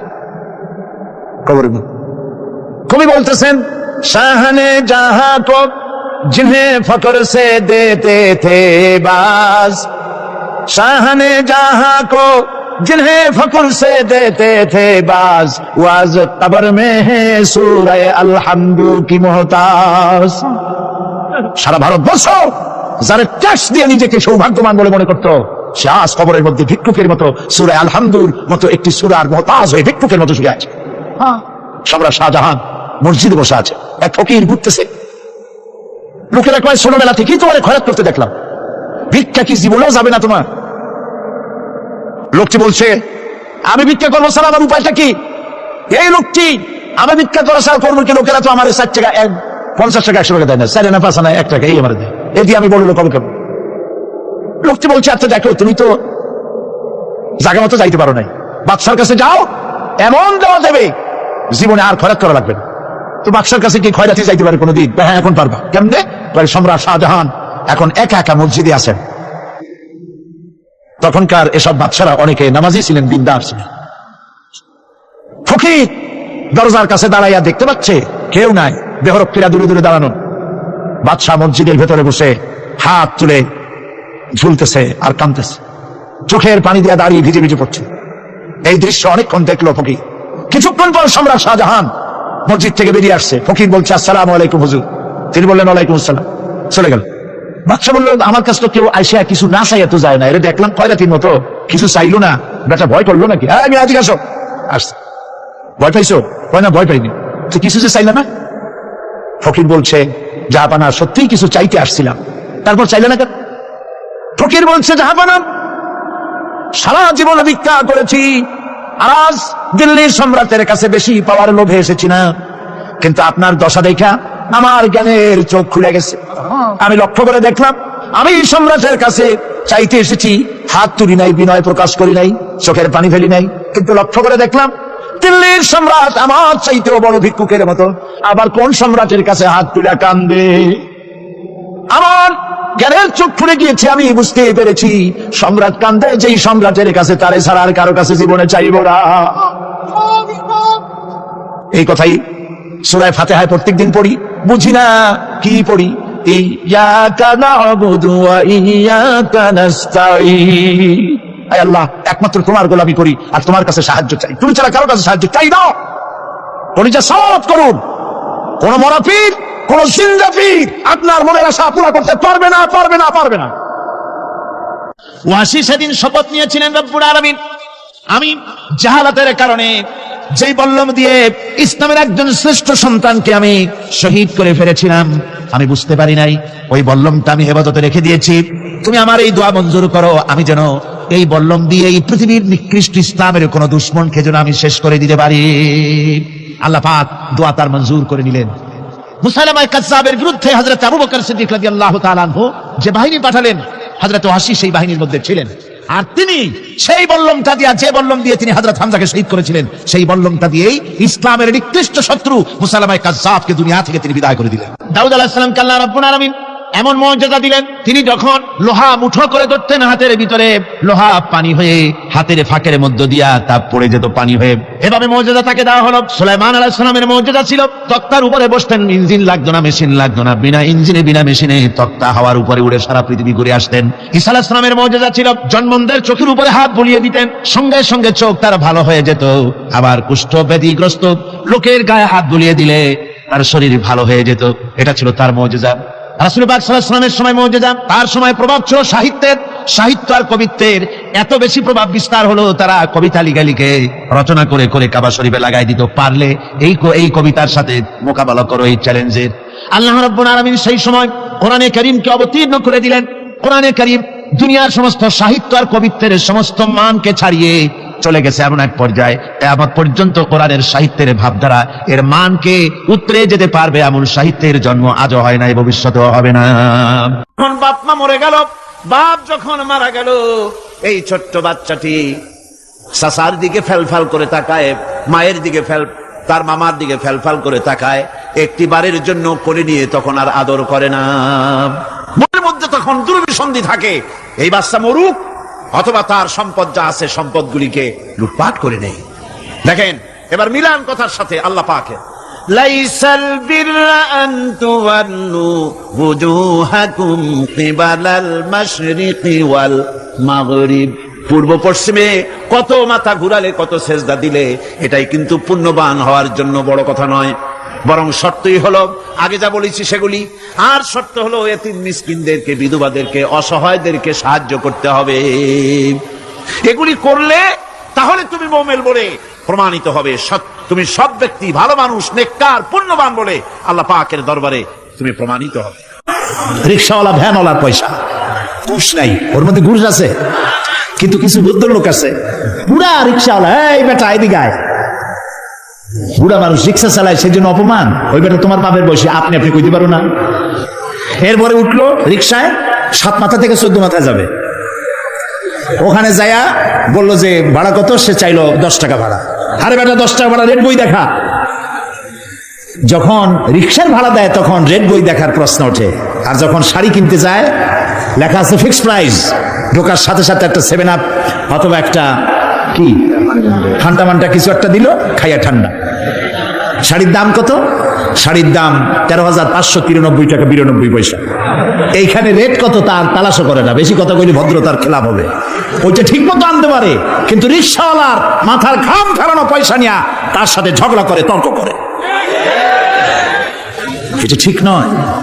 সহস্তে যে ইনকাম করে, রাসূলুল্লাহ বলছেন আল কাসিবু হাবিবুল্লাহ, নিজের হাতে যে কামাই করে সে আল্লাহর বন্ধু। মুমিন ব্যক্তির চোখের চাহনি ইবাদত। আপনি আমি যে দেখি, এই দেখাটাও ইবাদত। কি রকম? আল্লাহ যা দেখতে নিষেধ করেছেন তা যদি না দেখি। নবীজি বলেছেন কোন সন্তান যদি তার মা বাপের দিকে রহমতের নজরে, ভালোবাসার নজরে যদি তাকায়, আল্লাহ রাব্বুল আলামিন তার আমলনামায় একটি নফল হজের সওয়াব লিখে দেন। সাহাবীরা জিজ্ঞেস করলেন, ইয়া রাসূলুল্লাহ, যদি কোনো সন্তান তার মা বাপের দিকে দৈনিক 100 বার তাকায় তো কি হবে? আল্লাহর নবী বলেন, আল্লাহর নিয়ামতের ভান্ডারে কোনো অভাব নাই। কোন বান্দা যদি তার মা বাপের দিকে দৈনিক 100 বার তাকায়, আল্লাহ রাব্বুল আলামিন তার আমলনামায় 100টা কবুল নফল হজের সওয়াব দিয়ে দিবেন। আপনার আমার চোখের চাহনি ইবাদতের মধ্যে শামিল। আপনি ব্যবসা করবেন, এটা ইবাদত। ফজরের নামাজ পড়ে দোকানে চলে যান, তারপরে দোকান বিসমিল্লাহ বলে দোকান খোলেন, বিসমিল্লাহ বলে দোকানে বসেন। এরপরে ওজনে কম দেবেন না, খাদ্যে ভেজাল দেবেন না, মিথ্যা কথা কবেন না। আপনি যে ব্যবসাটা করলেন, ওজনে কম দিলেন না, খাদ্যে ভেজাল দিলেন না, মিথ্যা কথা বললেন না, নামাজটা ঠিক মতো পড়লেন, আপনার হাসর হবে মা'আন নাবিয়্যিন ওয়াস সিদ্দিকিন ওয়াস শুহাদা ওয়াস সালিহিন। বুঝেন কথা? যারা নাকি সত্যবাদী ব্যবসায়ী, নবীজি বলেছেন তাদের হাসর হবে নবী, সিদ্দিক, শুহাদা, সালিহিনদের সাথে হাসর নসিব হয়ে যাবে। আল্লাহ আল্লাহ আল্লাহ আল্লাহ আল্লাহ, কি ব্যবসা আমরা করি! টেলিভিশনে দেখতে পেলাম আমরা কি খাই, কি খাচ্ছি। আরে মুসলমান, রসগোল্লা বানায়। টেলিভিশনে দেখলাম রসগোল্লা বানাবার পদ্ধতি। রসগোল্লা বানাইতে ছানা লাগে, দুধ লাগে, দুধ হইলেই ছানা হয়, যত দুধ তত ছানা। এত ছানা, এত দুধ পাবে কই? এত পয়সা খরচ করার সময় নেই। দুধ জাল দিয়া গরম করে দুধের মধ্যে টয়লেট পেপার ছাড়িয়ে দিয়া দ্রুত টয়লেট পেপার গলে গেল, ছানা হয়ে গেল, ওর মধ্যে চিনি দিয়া গোল গোল বানাই দিল, খাও জমের খাও। যত কেক খান, অধিকাংশ কেক গুলি পচা ডিম দিয়া তৈরি। ফাস্টফুডের চিকেন গুলি যতগুলি কি বলে স্যান্ডউইচ, চিকেন স্যান্ডউইচ মরা মুরগি দিয়ে তৈরি। ইন্না লিল্লাহি ওয়া ইন্না ইলাইহি রাজিউন। এরাও মুসলমান, এরাও মুসলমান। হসপিটালের খানাগুলি পচা ডিম দিয়ে তৈরি করা হচ্ছে, সানাসুরগুলি ট্রেনের পোড়া মোবাইল দিয়ে ভাজা হচ্ছে, নুডলস গুলি পচা আটার ময়দা দিয়ে তৈরি করা হচ্ছে। দেখছেন এগুলি আপনারা? না আমি বানাই বলতেছি, দেখছেন কিনা? ভেজাল খাইতে খাইতে বাংলাদেশের মুসলমানদের পেটে এমন হয়েছে যে পিওর জিনিস খাইলে কলেরা হবে, পেট গেছে ভেজাল পুরো হয়ে। নাউজুবিল্লাহি মিন যালিক। এরপরে এই ভেজাল বিক্রি করিয়া রাসূলুল্লাহ বলেছেন, যে ব্যক্তি খাদ্যদ্রব্যে ভেজাল দেয় সে আমার উম্মত নয়। এখন আপনি হজ করেন, তাহাজ্জুদ পড়ে কপালের চামড়া উঠায় ফেলেন, রাসূলুল্লাহ বলেছেন তুমি আমার উম্মত নও। আল্লাহরে ফাঁকি দেবেন, বেহেশত আপনার মামু বাড়ি। এত সহজ নয়। খাদ্যদ্রব্যে ভেজাল যারা দেয় তারা মানবতার দুশমন, তারা মুসলমান নামের কলঙ্ক। সুতরাং আল্লাহ আবিদুন, ইবাদতকারী। আপনি খাদ্যদ্রব্যে ভেজাল দেবেন না, আপনি মিথ্যা কথা বলবেন না, বাংলাদেশের তৈরি কারো কাপড় জাপানের সিল মারবেন না। আমার দেশের কাপড় কেনার মতো মানসিকতা আমার থাকতে হবে। আমার কাপড় আমার দেশে যেটা তৈরি হয় এটাই ভালো, এই মানসিকতা থাকতে হবে। খালি আমার সোনার বাংলা আমি তোমারে ভালোবাসি একটু বললেই হবে না, ভালোবাসার প্রমাণ দিতে হবে, ঠিক কিনা? মিথ্যা কথা কেন বলতেছেন?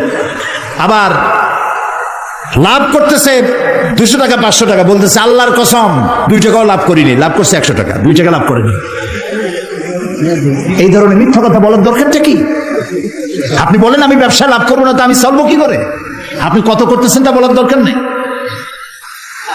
আর অতি মুনাফাখুরি, এই যে রমজান মাসে জনমের মতো পেঁয়াজের দাম বাড়লো, আটার দাম বাড়লো, আরো কিসের দাম বাড়লো জনমের মতো। কেন এই দাম বাড়ে? এই জন্য দাম বাড়ে মুসলমানের এইগুলি আগের থেকে কিনে রাখে 2 মাস 3 মাস আগে, রোজাদারদের কষ্ট দেওয়ার জন্য। আরে রোজাদারের মুখের দুর্গন্ধ আল্লাহর কাছে মিস্ক এবং আম্বারের চাইতে পবিত্র। রোজাদারদের জন্য আল্লাহ তাআলা জান্নাতের একটা আলাদা গেট রেখেছেন, যার নাম রায়্যান। এখানে শুধু রোজাদারেরা প্রবেশ করবে। সব রোজাদার যখন এই গেট দিয়ে প্রবেশ করবে, গেট বন্ধ হয়ে যাবে, আর কেউ ঢুকতে পারবে না। রোজাদারদের সাথে আল্লাহ স্পেশাল সাক্ষাৎ দিবেন, সুবহানাল্লাহ। সেই রোজাদার দিয়ে ব্যবসা করো। 2-3 মাস আগের থেকে রোজার আইটেমগুলি কিনে জমা করিয়া তারপরে রোজাদারদের উপরে ব্যবসা করো। তোমার ব্যবসা নিয়ে কোন জাহান্নামে থাকবে দেখবে। মুসলমান কপাল পোড়া, কি এর ইবাদত করে? সুতরাং আপনার ব্যবসা ইবাদত। আপনি জমি চাষ করতে যাবেন, আপনি চাষী, আপনি উত্তম কাজ করছেন। আপনাকে কৃষক বলে কে ঘৃণা করবে? এই চাষের কাজ সর্বপ্রথম করেছেন আবাল বাশার হযরত আদম আলাইহিস সালাম, নিজ হাতে চাষ করেছেন। যারা হাদিয়া খায়, শুধুমাত্র হাদিয়া দিয়ে জীবন চালায়, কোনো কাজ কাম নাই, খালি হাদিয়ার উপরে নির্ভর আছে, এরকম একজন নবীর নাম শোনান আমার, একজন নবীর নাম শোনান উম্মতের হাদিয়া দিয়ে জীবন চালাইছে। কোন? আমি আপনার কাছে শিখে যাই, একজন নবীও উম্মতের উপরে নির্ভরশীল ছিলেন না। হযরত ইদ্রিস আলাইহিস সালাম দর্জি ছিলেন। দর্জি বোঝেন কি? টেইলর, দর্জি ছিলেন। দাউদ আলাইহিস সালাম কর্মকার ছিলেন, লোহা গুলি দিয়ে অস্ত্র নির্মাণ করতেন, লোহা দিয়ে বিভিন্ন জিনিস তৈরি করতেন। এভাবে করে প্রত্যেক পয়গম্বরের কাজ ছিল। নবী করিম সাল্লাল্লাহু আলাইহি ওয়াসাল্লাম ব্যবসা করেছেন। অনেক অফিসার আছেন, জোহরের নামাজের সময় ছুটি নিয়ে আসছেন, জোহরের নামাজ পড়লেন, ঠিক আছে পড়ুন জামাতে, সুন্নত পড়লো, নফল পড়লো, এরপরে বসে বসে তাসবিহ টিপতে থাকলেন, জায়েজ নাই। যেহেতু আপনি সরকারের একজন কর্মচারী, আপনি ফরজ এবং সুন্নত পড়ার এখতিয়ার আছে। নফল বাড়ি যেয়ে পড়েন, তাসবিহ বাড়ি যেয়ে পড়বেন। গভর্নমেন্টের নির্ধারিত সময় যে আপনি ইবাদতের মধ্যে, জিকির আজকারের মধ্যে নষ্ট করলে বেতন নেবেন, হালাল হবে না বেতন। এর নাম ইসলাম, বাস্তব ধর্মী ইসলাম। আপনার রুজি হালাল হতে হবে। সুতরাং আপনি চাষ করতে যাবেন, আপনি যতক্ষণ ময়দানে চাষ করতে থাকবেন, আপনার নামায় আমলে সব লেখা হইতেই থাকবে। সেটাও সর্বনাশ আমরা করছি। চাষ করতে গিয়ে সব জায়গায় মাথা ভালো থাকে, যেই না আইলের কাছে যায় তখন গরুর মাথা খারাপ হয় না লাঙ্গলের মাথা খারাপ হয় আল্লাহই জানে। আইলগুলোরে ঠেলিয়া একেবারে পলসিরাতের মতো চিকুন বানায় ফেলায়। আচ্ছা ভাই বলেন তো, মাটি কি আপনি খাইতে পারবেন? বরং মাটি আমাদের খাবে। চাওয়ার কোনো শেষ নাই, পাওয়ারও শেষ নাই, আরো চাই, আরো চাই, আরো চাই। আল্লাহর নবী বলেন, লাউ কানা লি ইবনি আদামা ওয়াদিম মিন যাহাবিন লাহাব্বা ইয়াকুনা লাহু সানিন। কোন বান্দাকে যদি একটি মাঠ ভরে স্বর্ণ দেওয়া হয়, সে বলবে আল্লাহ আমারে আরো একটা মাঠ ভরে যদি স্বর্ণ দেওয়া হতো। আল্লাহর নবী বলেন, ওয়ালা ইয়ামলাউ জাওফা ইবনু আদামা ইল্লা তুরাব। মানুষের পেট কবরের মাটি ছাড়া কোনো জিনিস দিয়ে ভরবে না। দেখছেন, এমপি হইলে কয় আহারে মন্ত্রী যদি হইতে পারতাম, একটা গাড়ির মালিক আহারে যদি আরো 8টা-10টা গাড়ি হইতো, একটা হোটেলের মালিক আরো যদি 5টা হইতো। ইবাদত মানে শুধু নামাজ রোজা না। আল্লাহ তাআলা বলছেন, মা খালাকতুল জিন্না ওয়াল ইনসা ইল্লা লিয়াবুদুন। ইবাদত ছাড়া তৈরি করি নাই। যদি নামাজ রোজা হজ যাকাতই শুধু ইবাদত হয়, তাহলে তো সব কাম কাজ চালাইয়া মসজিদে বসে থাকা লাগবে। ইবাদতের ব্যাপক অর্থ রয়েছে, জানতে হবে, বুঝতে হবে ইবাদত কারে করে। প্রিয় ভাই সব, সেই সত্যিকারের ইবাদত করতে হবে আমাদেরকে। জীবনের সব ক্ষেত্রে আল্লাহর হুকুম মানার নামই হলো ইবাদত। সুবহানাল্লাহ। জীবনের সকল ক্ষেত্রে আল্লাহর হুকুম মাফিক জীবন পরিচালনা করার নাম ইবাদত। খাওয়ায়, পড়ায়, ওঠায়, বসায়, চলায়, রাজনীতি, অর্থনীতি, ইলেকশন, ভোট, নির্বাচন, সবটা ইসলাম। ইসলাম। যারা ধর্ম নিরপেক্ষ তারা কয় ধর্ম আর রাজনীতি আলাদা। কে তোমারে কইল ধর্ম আর রাজনীতি আলাদা? তুমি কি না? এই ফতোয়া দিতে তুমি কে? ধর্ম আর রাজনীতি যদি আলাদা হয় তাহলে দাউদ আলাইহিস সালামকে কি বলবেন আপনি? সুলাইমান আলাইহিস সালামকে কি বলবেন? সুলাইমান আলাইহিস সালাম সারা দুনিয়ার রাষ্ট্রপ্রধান ছিলেন না? বানায় কইলাম না, কোরআন শরীফে আছে, সারা দুনিয়ার রাষ্ট্রপ্রধান ছিলেন। কিরা কথা কয়? দাউদ আলাইহিস সালাম রাষ্ট্রপ্রধান ছিলেন, মুসা আলাইহিস সালাম রাষ্ট্রপ্রধান ছিলেন, ইউসুফ আলাইহিস সালাম প্রথমে মন্ত্রী ছিলেন, তারপরে রাষ্ট্রপ্রধান ছিলেন। মুহাম্মদুর রাসূলুল্লাহ সাল্লাল্লাহু আলাইহি ওয়াসাল্লাম 12.5 লক্ষ বর্গ মাইল এলাকার প্রেসিডেন্ট ছিলেন, রাষ্ট্রপতি ছিলেন। ধর্ম আর রাজনীতি যারা আলাদা বলে তারা মুসলমান নয়, মুসলমান নয়, মুনাফিক, মুনাফিক, মুনাফিক।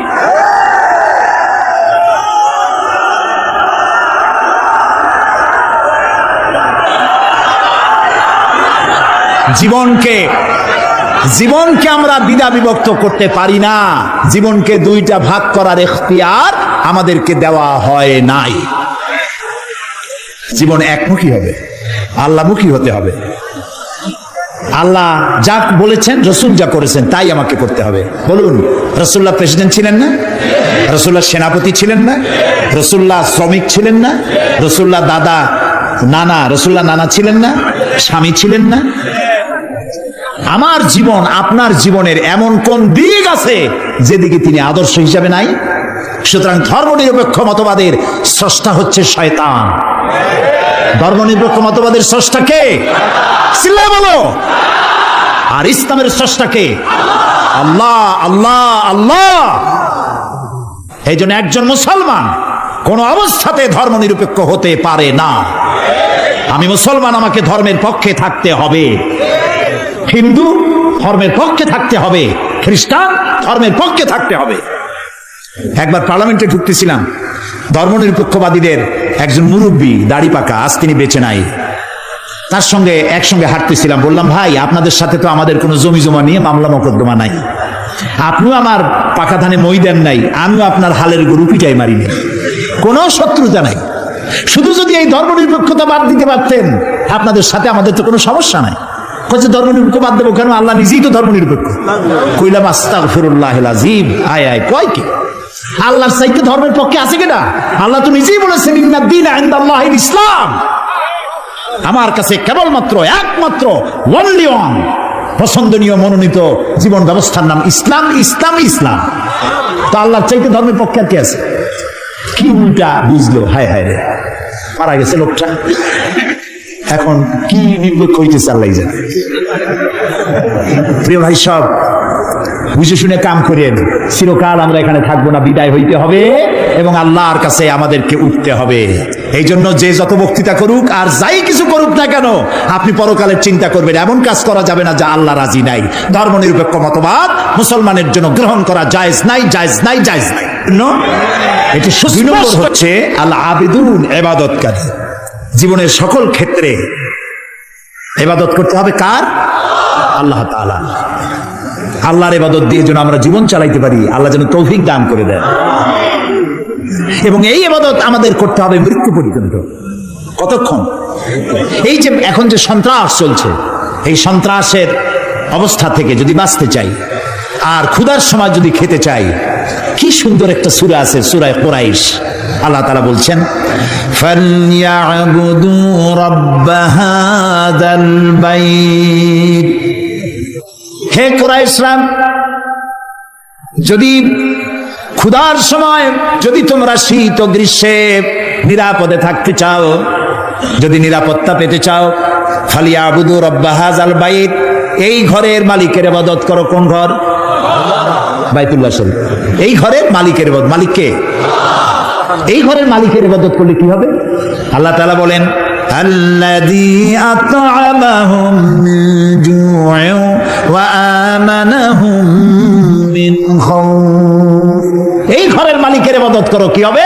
ক্ষুধার সময় তিনি খাদ্য দিবেন, ভীতির সময় তিনি নিরাপত্তা দান করবেন। সুবহানাল্লাহ।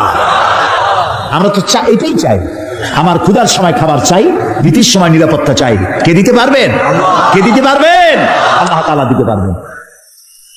আমরা কি জান্নাতে যেতে চাই? বলেন, যেতে চাই? আল্লাহ তাআলা বলেন, জান্নাতে যদি যেতে চাও, ফাদখুলি ফি ইবাদি ওয়াদখুলি জান্নাতি, আমার গোলামীর মধ্যে শামিল হও। ফাদখুলি ফি ইবাদি, আমার বান্দাদের মধ্যে শামিল হয়ে যাও। ওয়াদখুলি জান্নাতি, এরপর আমার জান্নাতে চলে যাও। গোলাম না হইয়া শিরক বিইবাদাতি রাব্বিহি আহাদা, এবং আল্লাহর ইবাদতের মধ্যে কাউকে শরীক স্থাপন করো না। শিরক কোন অবস্থাতে করা যাবে না। শিরক সম্পর্কে নবী করিম সাল্লাল্লাহু আলাইহি সাল্লাম একটা দৃষ্টান্ত দিয়েছেন, দারুণ দৃষ্টান্ত। শিরক কি ভয়াবহ জিনিস। শিরক সহজে বোঝা যায় না, সওয়াবের নিয়তেও মানুষ শিরক করে। এই শিরক বোঝা কঠিন, সেই জন্য রাসূলুল্লাহ একটা দৃষ্টান্ত দিয়েছেন। অমাবস্যার রাত, কিসের রাত? অমাবস্যার রাতে কালো পাথরের উপর থেকে কালো পিঁপড়া যদি যায়, চিন্তা করেছেন কথা? অমাবস্যার রাত, মানুষ নিজেকে নিজে দেখে না, পাথরটা কি রঙের, ওর উপর থেকে যাচ্ছে কি দেখা যায়? এইটা যেমন দেখা যায় না, মানুষ নিজের অজান্তে না জেনে এরকম শিরকের মধ্যে মুবতালা হয়ে যায়। এই জন্য শিরকে বাঁচতে হবে। কিয়ামতের দিন আল্লাহ তাআলা তার বান্দাকে, যে বান্দাকে জান্নাত দিতে ইচ্ছে করবেন, পাহাড় পরিমাণ গুনাহ যদি থাকে, আর আল্লাহ যদি ইচ্ছে করেন ওই বান্দাটাকে জান্নাতি দিবেন। আল্লাহ তো বেপরোয়া, কারো কাছে তার কৈফিয়ত দেওয়া লাগে? তিনি তার কোনো বান্দাকে জান্নাতি দিবেন। গুনাহ করেছে জীবনে বহুত, আল্লাহ বললেন তোরে মাফ করে দিলাম। কেউ বলতে পারবে যে আল্লাহ মাফ করলা কেন?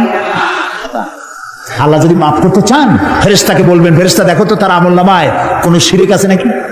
কোন শিরক যদি না থাকে, রিপোর্ট যদি হয়, আল্লাহ বলবেন মাফ করে দিলাম, যাও আমার জান্নাতে। তবে ভালো কাজ করতে হবে, তাহলে কিয়ামতের দিন কার সাথে দেখা হবে? আল্লাহর সাথে দেখা হয়ে যাবে। সুবহানাল্লাহ কবেন না? আল্লাহর সাথে দেখা হয়। আল্লাহু আকবার। যে অনুষ্ঠানে, জান্নাতের যে অনুষ্ঠানে আল্লাহ তাআলা তার বান্দাদের সঙ্গে দেখা করবেন, সুবহানাল্লাহ, সেই অনুষ্ঠানের কোন এক কোনায় কানায় আল্লাহ যেন আমাদেরকে একটু থাকার, বসার তৌফিক দান করে দেয়। আল আবিদুন, জীবনের সব ক্ষেত্রে ইবাদত হবে আল্লাহ তাআলার। আর ইবাদত কাকে বলে? এক কথায় বলে দিলাম, আল্লাহর হুকুম মাফিক জীবন পরিচালনা করা, রাসূলুল্লাহর বিধান অনুযায়ী জীবন পরিচালনা করার নামটাই হলো ইবাদত। এখন আপনি যাই করেন, আল্লাহ এবং রাসূলের হুকুম মাফিক হতে হবে। 3 নম্বরে বলা হয়েছে আল হামিদুন, প্রশংসাকারী। কার প্রশংসা? বলেন সবাই। আল হামিদুন, প্রশংসাকারী। 1 নম্বরে কি বলছিলাম? তওবাকারী। 2 নম্বরে কি বললাম? ইবাদতকারী। 3 নম্বরে প্রশংসাকারী। প্রশংসা কার হবে? আল্লাহর। আল্লাহ আল্লাহ আল্লাহ আল্লাহ, তিনি ছাড়া প্রশংসা কারো হতে পারে না। আল্লাহ তাআলা কোরআনে শুরুই করেছেন নিজের প্রশংসা দিয়ে। সুবহানাল্লাহ। আলহামদুলিল্লাহি রাব্বিল আলামিন। পড়েন সবাই, আলহামদুলিল্লাহি রাব্বিল আলামিন। সমস্ত প্রশংসা, যাবতীয় প্রশংসা আল্লাহর জন্য। তার প্রশংসা করব না তো কার প্রশংসা করব? কোন হুজুর ফু দিয়া গ্লাস ফাটাইলো? কোন হুজুরে বাংলাদেশে বসে মক্কা শরীফের পুত্তা খেদাইলো, পুকুরে আগুন জ্বালাই দিল? ওগুলো আমার জানার দরকার। এই প্রশংসা করার কোনো দরকার নাই। প্রশংসা করবো আল্লাহ এবং তার রাসূলের। সুবহানাল্লাহ। এটাই মুমিনের কাজ। আল্লাহর প্রশংসা করতে করতে জীবনটা শেষ হয়ে যাবে মুমিনের। সর্বক্ষেত্রে আল্লাহর প্রশংসা। কোনটার প্রশংসা করে শেষ করতে পারবেন? এই যে 2টা চোখ আল্লাহ দান করলেন, এই 2টা চোখের প্রশংসা করে শেষ করতে পারবেন? আরে এই চোখ 2টা যদি না থাকতো, আমি আমার মায়েরে দেখতাম না। এই একটা জিহ্বা টেস্ট মেশিন। দেখছেন কত রকমের টেস্ট একটা জিহ্বায়? পালং শাক, পুঁই শাক, লাল শাক, কলার শাক, মোটর শাক, এক একটা মজা আলাদা পান না একরকম? রসগোল্লার মজা একরকম, জিলিপির মজা আর এক রকম, ছানারটা আর এক রকম, চমচম আর এক রকম, পুঁটি মাছ একরকম, কই মাছ আর এক রকম, ইলশা মাছ আর এক রকম, ঠিক কিনা? মুরগির গোশত একরকম, গরুর গোশত আর এক রকম। হাজারো খাদ্যের টেস্ট একটা জিহ্বা দিয়া। সুবহানাল্লাহ। সেই জিহ্বা 32টা শত্রুর মধ্যে থাকে। কটা শত্রু? আর এই জিব্বা দাঁতের প্রতি কত দরদ তার, কোন জায়গায় কোনো একটা কিছু ঢুকলে জিব্বা ওইটা নিয়ে গুটি করতেই থাকে বের করার জন্য। এত রহমত করে, দয়া করে সে দাঁতের প্রতি, আর সেই দাঁত সুযোগ পাইলেই একটা বাইরে দেয়। দেখছেন অবস্থা? আল্লাহ তাআলা এমন সুন্দর জিব্বা দিলেন, আহারে শুকর আদায় করে ফুল পাওয়া যাবে। এই জিব্বাটা আল্লাহ আবার ভিজে ভিজে রাখছেন। এটা যদি শুকনা, মাঝে মাঝে শুকনা হয়ে যায় না, কথা বলা যায় যায় না, আল্লাহ ভিজাই রাখছে। সুবহানাল্লাহ। আল্লাহর প্রশংসা করেন। আল্লাহ কয় প্রশংসা করো, আমি তোমার বাড়াইয়া দেবো। লাইন শাকারতুম লাযীদান্নাকুম ওয়া লাইন কাফারতুম ইন্না আযাবি লাশাদীদ। আমার নিয়ামতের শুকর যদি আদায় করো, আমি নিয়ামত বাড়ায় দেব, আমি তোমাকে বৃদ্ধি করে দেব নিয়ামত। আর যদি শুকর আদায় না করো, আমি তোমার শাস্তি দেব। লাইন শাকারতুম লাযীদান্নাকুম, শুকর আদায় করলে বাড়ায় দেব। কি বাড়ায় দেব? না, শুকর যদি আদায় করো বাড়ায় দেব। কি বাড়ায় দেব?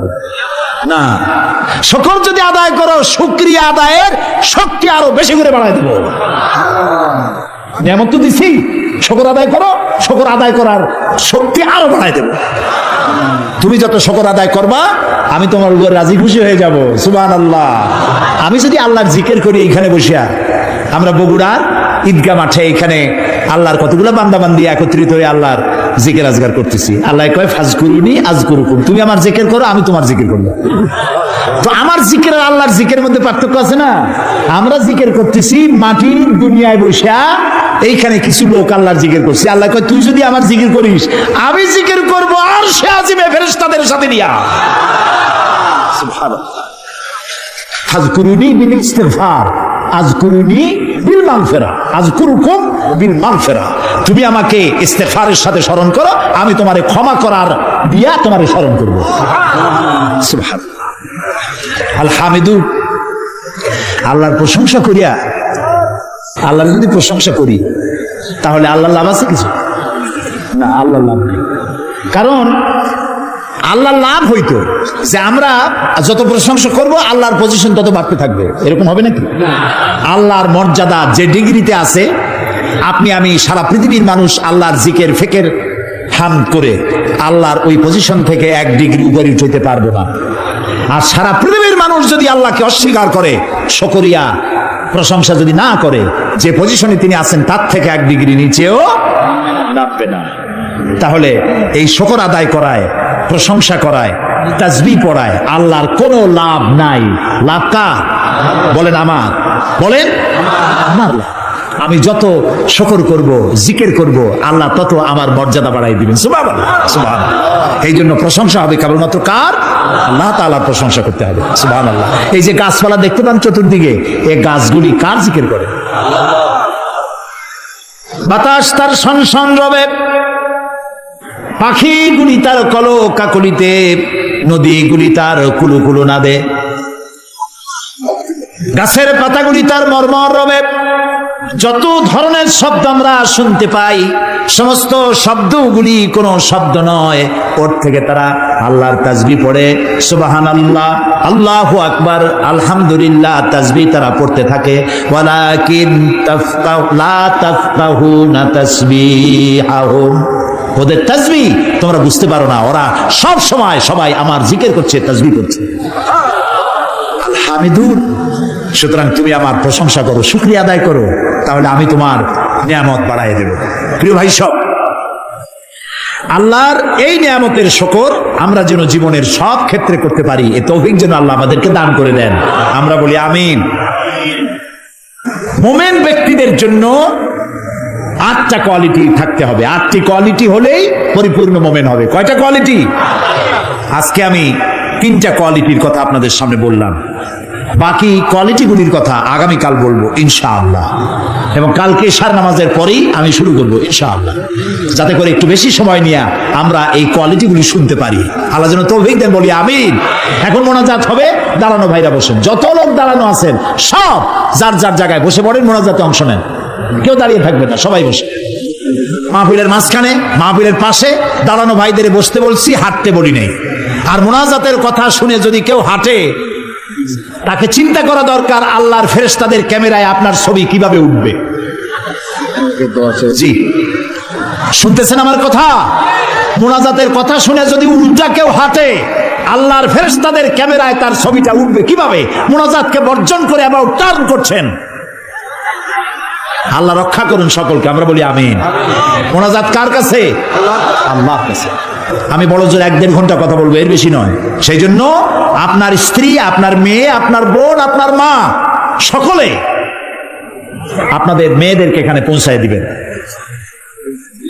একটা মা যদি ভালো হয়, একটা সংসার ভালো হয়ে যায়, ঠিক না ভাই? বাবনদেরকে তাদের তো শোনার সুযোগ হয় না, মসজিদে যাইতে পারে না। কারা যে দেওয়ালে দেওয়ালে লেখে মহিলাদের মসজিদে যাওয়া হারাম, ঈদগাহ মাঠে যাওয়া হারাম, গণতন্ত্র হারাম, লং মার্চ হারাম, পার্লামেন্ট হারাম, মনে হয় তাদের কাছে একটা কিতাব আছে, কিতাবের নামটা হচ্ছে কিতাবুল হারাম। ওখানে হারাম ছাড়া কিচ্ছু নাই। গণতন্ত্র হারাম যারা বলে, এই জাহেলদেরকে জিজ্ঞেস করতে চাই, ক্ষমতা পরিবর্তনের জন্য গণতন্ত্র না থাকলে পদ্ধতি কি? কেমনে ক্ষমতায় যাবে মানুষ? সরকারের পরিবর্তন কিভাবে হবে? সুতরাং আজকের যারা বোমাবাজ, যারা দেওয়ালে দেওয়ালে রাস্তায় রাস্তায় যারা লেখে গণতন্ত্র হারাম, এই বোমাবাজ ওই শহরে যেখানে যেখানে লেখা আছে গণতন্ত্র হারাম, পুলিশের দায়িত্ব এগুলি রং দিয়ে বুঝে ফেলো। এই ধরনের লেখা যারা লেখে গ্রেফতার করো। এরা জাতির দুশ্মন। কে তোমাকে শিখিয়েছে লং মার্চ হারাম? কে তোমাকে বলেছে গণতন্ত্র হারাম? কে এর বাইয়েনাত পত্রিকা হাবিজাবি জাহিল, লেখা জানে না, পড়া জানে না, হাবিজাবি রাস্তায় সব জায়গায় লিখে গেছে তাহাজ্জুদের নামাজ জামাতে পড়া হারাম, মেয়ে লোকের ঈদের জামাতে যাওয়া হারাম। আরে বেটা, রাসূলুল্লাহ সাল্লাল্লাহু আলাইহি ওয়াসাল্লাম ঈদের দিন মেয়ে লোকদেরকে ডেকে ডেকে ঈদের ময়দানে নিয়ে যেতেন। মহিলাদের যে অধিকার ইসলাম দিয়েছে, তোমাদের মতো জাহিলরা মেয়েদেরকে সে অধিকার থেকে বঞ্চিত করেছে। সুতরাং সতর্ক হতে হবে। দেওয়ালে কারা লেখে, রাতের বেলায় দেখতে হবে কারা লিখতে আসে, গ্রেফতার করো, পিটাইয়া হাত ভেঙে দাও। এ দায়িত্ব আপনাদের না পুলিশের, আপনারা আবার হাত বাঁধছেন। আমি আগামীকাল বলবো ইনশাআল্লাহ। হযরতে সাদ তখন বললেন, তাহলে তোমরা সবাই আমার পেছনে পেছনে এই দরিয়ার ভিতরে ঝাঁপিয়ে পড়ো, আর আমার সঙ্গে সবাই উচ্চারণ করো, নাস্তাঈনু বিল্লাহি ওয়া নাতাওয়াক্কালু আলাইহি হাসবুনাল্লাহু নি'মাল ওয়াকিল নি'মাল মাওলা ওয়া নি'মান নাসীর। ইতিহাস লিখতেছি 60,000 সৈন্য তাদের অশ্ব নিয়ে, তাদের উষ্ট্র নিয়ে, তাদের মালপত্র নিয়ে, জাহাজের সামান নিয়ে শ্রাবণের খরস্রোতা নদী, উত্তাল তরঙ্গমালায় ভরা নদীর উপর থেকে এই সাহাবীরা পাড়ি দিয়ে ওপার চলে গেলেন। ওপার যাওয়ার পরে হযরতে সাদ বলছেন, তোমাদের কেউ কি হারায় গেছে নাকি? সবাই এদিক ওদিক তাকায়, খোঁজ করে বলল, মানুষ তো দূরের কথা, একটা উটও আর ঘোড়াও একটাও হারায় যায় নাই। একজন বলল, আমার একটা পেয়ালা, যে পেয়ালা আমি পানি পান করতাম, সেই পেয়ালাটা তুফানে ছিটকে কোথায় চলে গেছে, ওইটা হারায় গেছে। হযরতে সাদ বলেন, মুজাহিদের কোন জিনিস দরিয়া নিতে পারে না, অবশ্যই তা ফেরত আসবে। এই কথা তিনি বলতেছিলেন, হঠাৎ করে দরিয়ার কিনারে একটা আওয়াজ হলো, দেখা গেল তুফানের ভিতরে সেই হারানো বাটিটা তাদের মধ্যে বেড়ে এসেছে। আল্লাহু আকবার। মুজাহিদদেরকে সাহায্য করেন স্বয়ং আল্লাহ রাব্বুল আলামিন। আফ্রিকার জঙ্গলের কাছে ভিন্ন ইতিহাস, জঙ্গলের কাছেই মুসলমানদেরকে থাকতে দেওয়া হয়েছে। মনে করা হয়েছিল জঙ্গলের সমস্ত হিংস্র প্রাণীরা এই মুসলমানদের শেষ করে দেবে, যুদ্ধ করা লাগবে না। হযরতে সাদ সে অবস্থা বুঝতে পারলেন, তিনি একটা মঞ্চ তৈরি করলেন। সেই মঞ্চের উপরে দাঁড়ায় জঙ্গলের প্রাণীদের দিকে লক্ষ্য করে তিনি নোটিশ জারি করে দিলেন, বললেন, ইয়া আইয়াতুহাল হাশারাতু ওয়াস-সিবাউ নাহনু আসহাবু রাসূলুল্লাহ সাল্লাল্লাহু আলাইহি ওয়াসাল্লাম। হে জঙ্গলের হিংস্র প্রাণীরা, আমরা আল্লাহর রাসূলের সাহাবী, ফাইন্না নাজিলুনা ফামান ওয়াজাদনা বাদাহু কাতালনাহু। আমরা রাসূলের সাহাবী, এইখানে আল্লাহর দ্বীনকে কায়েম করার জন্য আমরা এসেছি, আল্লাহর কলেমার আওয়াজ নিয়ে আমরা এখানে রাত কাটাবো। সুতরাং এই জঙ্গলের ভিতরে হিংস্র প্রাণী যত আছো সব আমাদের এই জায়গা ছেড়ে অন্যত্র চলে যাও।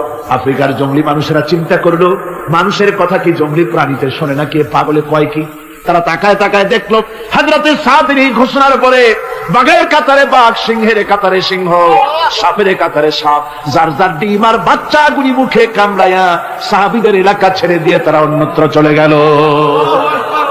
আমার মুসলমান ভাইরা, এই ছিল মুসলমানদের ইতিহাস। দিন প্রতিষ্ঠা করার কাজে মুসলমান এগোলে আল্লাহই মদত করেন। কে মদত করেন?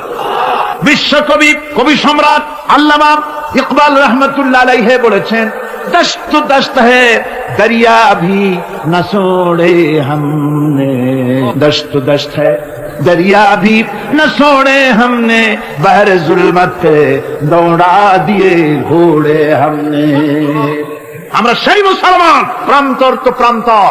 আমরা দরিয়ার খরস্রোতা উত্তাল তরঙ্গের উপর থেকে ঘোড়া দাবড়িয়ে আফ্রিকার ভূখণ্ডে কালেমার পতাকা আমরা উড্ডীন করেছি। আমরা সেই মুসলমান। একটুখানি জিকির করেন লা ইলাহা ইল্লাল্লাহ, লা ইলাহা, লা ইলাহা ইল্লাল্লাহ মুহাম্মাদুর রাসূলুল্লাহ। সমুদ্রের ঢেউকে, দাজলা নদীর ঢেউকে আল্লামা ইকবাল স্মরণ করে দিন, ও দরিয়ার ঢেউ, এ মাওজেদা জেলা তু ভি পহচানতি হ্যায় हमको अब तक है तेरा दरिया अफसाना हमारा। হে টাইগ্রিসের উত্তাল উত্তাল তরঙ্গমালা, নিশ্চয় তোমার ভুলে যাওয়ার কথা নয় যে তোমার উপর থেকেই আমরা দরিয়া পার হয়ে উপরে গিয়ে কালেমার পতাকা উড্ডীন করেছিলাম। আমরা সেই মুসলমান। আজ ইসলামী চেতনা হারায়া আমরা আজকে দুনিয়ার মধ্যে সবচাইতে লাঞ্ছিত, পদদলিত, হেয় প্রতিপন্ন জাতিতে পরিণত হয়েছি। আমার ভাইরা, মহাকবি, বিশ্বকবি, কবি সম্রাট আল্লামা ইকবাল রহমাতুল্লাহ আলাইহি সুন্দর করে বলেছেন, মুসলমানদেরকে লক্ষ্য করে বলেছেন, ঘোষণা করো, বাতিলদেরকে জানায়া দাও, আমরা মাথা নত করার জাতি নই। আমরা মাথা নত করার জাতি। ভারত আজ আমাদের দিকে চোখ রাঙায়, ভারত চোখ রাঙায় তাকায় আমাদের। দুনিয়ার অনেকেই আমাদের দিকে চোখ রাঙায়। বিশ্বকবি আল্লামা ইকবাল বলেছেন, বাতিল সে দবনে ওয়ালে আয়াসমা নেহি হাম, বাতিল সে দবনে ওয়ালে আয়াসমা নেহি হাম, সবর কর চুকা হ্যায় তু ইমতিহান হামারা। বাতিলের সামনে মাথা নত করার জাতি আমরা নই। ওই আকাশ সাক্ষ্য, জমিন সাক্ষ্য, আমরা মাথা দিয়েছি কিন্তু মাথা নত করি নাই, শির দিয়েছি আমামা দেই নেই। সে জাতি আমরা, সুবহানাল্লাহ। সেই জাতি আজ দুনিয়ার বুকে লাঞ্ছিত, পদদলিত হচ্ছে। কারণ কি? কারণ হচ্ছে একমাত্র এই যে আমরা আমাদের জীবনের উদ্দেশ্য ভুলে গিয়েছি। আমার ভাইয়েরা, আল্লাহর এই রাস্তায়, আল্লাহর এই দিন প্রতিষ্ঠার জন্য লড়াই হবে, জেহাদ হবে। জেহাদের কথাই বলতেছি। এই জেহাদ হলো পৃথিবীর নির্যাতিত, নিপীড়িত মানুষের মুক্তির জন্য জেহাদ। জেহাদ কি জন্যে? আমরা রাষ্ট্রপ্রধান হব, আমরা দেশ দখল করব, নেতৃত্ব দিব, এজন্য নয়। আমরা জেহাদ করব মানুষকে, মানুষের তৈরি করা মতবাদ, নির্যাতন থেকে, জুলুম থেকে, অত্যাচার থেকে মানুষকে বাঁচাবার জন্য, মানবতা নিগৃহীত, নির্যাতিত মানবতার মুখে মুক্তির হাসি ফোটাবার জন্য আমরা করব লড়াই। সেই লড়াইয়ে এগিয়ে আসতে হবে তরুণদেরকে। কাদেরকে? জোরে বলতে হবে, কাদেরকে? তরুণদের আসতে হবে, যুবকদের আসতে হবে। আমার আনন্দে বুক ভরে যায় যখন দেখি মাহফিলে, আজকে তো এই মাহফিল কোরআনে কারীমের কথা, এই ভূখণ্ডে আল্লাহ বলার তৌফিক দিয়েছেন। 35টি বছর পার হয়ে গেছে। জীবনের 35টি বছর কোরআনে কারীমের সামান্য একটু খেদমত করার তৌফিক আল্লাহ পাক দান করেছে। যখন এই কাজ প্রথম শুরু করি তখন দেখেছি মাহফিলে যারা আসে তাদের 95% দাড়ি পাকা বুড়া মানুষ। কিন্তু দিন যত যেতে লাগলো, দিন যত যেতে লাগলো, 71 পার হয়ে গেল, 72, 73, 74 এলো, আস্তে আস্তে দেখা গেল চিত্র উল্টে গেল। আজ মসজিদে তরুণদের জন্য জায়গা পাওয়া যায় না। যারা মসজিদে যায় সব তরুণ। যারা আগে হজে যেত সব বুড়া মানুষ, পাপ করার আর কোনো বয়স নাই, তখন যাইতো হজ করতে। এখন আলহামদুলিল্লাহ তরুণেরা যায় হজ করতে বেশিরভাগ। আজকের মাহফিল দেখুন, তারাই দেখতে বলি নেই, জায়গায় বসে আর ডাইনে বা একটু তাকায় দেখেন কারা বেশি, দাড়ি পাকা না যুবক? যুবক আর তরুণ দিয়ে আল্লাহর এই মুজাহিদ, আল্লাহর এই গোলামদের দিয়ে আল্লাহ মাহফিল ভরে দিয়েছেন। জোরে কোন সুবহানাল্লাহ, জোরে কোন আলহামদুলিল্লাহ। এই তরুণ যুবকরাই হচ্ছে ইসলামের সম্পদ। ইসলামের সম্পদ কে? তরুণ আর যুবকেরা। তোমাদের অবদান ইসলামে সব চাইতে বেশি। মনে রাখবেন যুবকেরা, শোনো, ইসলাম প্রতিষ্ঠিত হয়েছে তোমাদের রক্তের উপরে। কাদের রক্তের উপরে? যুবকদের রক্তের উপরে। যারা ইসলাম প্রথম কবুল করেছিলেন তারা কিন্তু বুড়ো ছিলেন না কেউ। প্রথম যে ব্যক্তি ইসলাম কবুল করলেন হযরতে সাইয়্যিদুনা আবু বকর সিদ্দিক রাদিয়াল্লাহু তাআলা আনহু, বয়স ছিল 37 বছর। 37 বছর বয়সে দাঁত টাত পড়িয়া খুনখুনা বুড়া হয়ে গেছিল নাকি? হযরত ওমর ইসলাম যখন কবুল করেন তখন তিনি ছিলেন 26 বছরের টকবকে যুবক। যৌবনের রক্ত পা এবং মাথা পর্যন্ত শিরায়, উপশিরায় ধাবমান এই যুবক হযরত ওমর 26 বছর বয়সের সময় ইসলাম কবুল করেন। হযরত আব্দুর রহমান বিন আউফ যখন ইসলাম কবুল করেন বয়স ছিল মাত্র 17 বছর। হযরত আলী যখন ইসলাম কবুল করেন তখন বয়স ছিল মাত্র 8.5 বছর। তোমাদের মতো তরুণেরা, যুবকেরাই সর্বপ্রথম কলেমার পতাকা ধারণ করে রাসূলকে সাহায্য করেছিল। সুবহানাল্লাহ।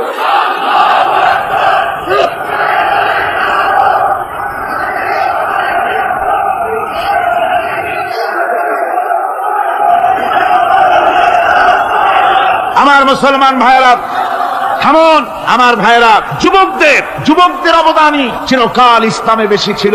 তাই বলে যারা বৃদ্ধ মানুষ তাদের কিন্তু কোনো মন খারাপ করার কোনো কারণ নাই, ঠিক কিনা? যেহেতু আমরা যারা বয়সের প্রান্তে এসে গেছি, আমরাও ওই যৌবন কালটা পেরিয়ে এসেছি, ঠিক কিনা? আরেকটি কথা, কিয়ামতের দিন কোনো বুড়ো মানুষ বেহেশতে যাবে না, সব যুবকরা যাবে। বেহেশতে যাবে কারা? বুড়োরা বোধহয় ভয় পেয়ে গেছে। রাসূল পাক সাল্লাল্লাহু আলাইহি ওয়াসাল্লাম বলেছেন, আমার কথা না, হুজুর বলেছেন কোন বুড়ো মানুষ বেহেশতে যাবে না, কোন কালো মানুষ বেহেশতে যাবে না।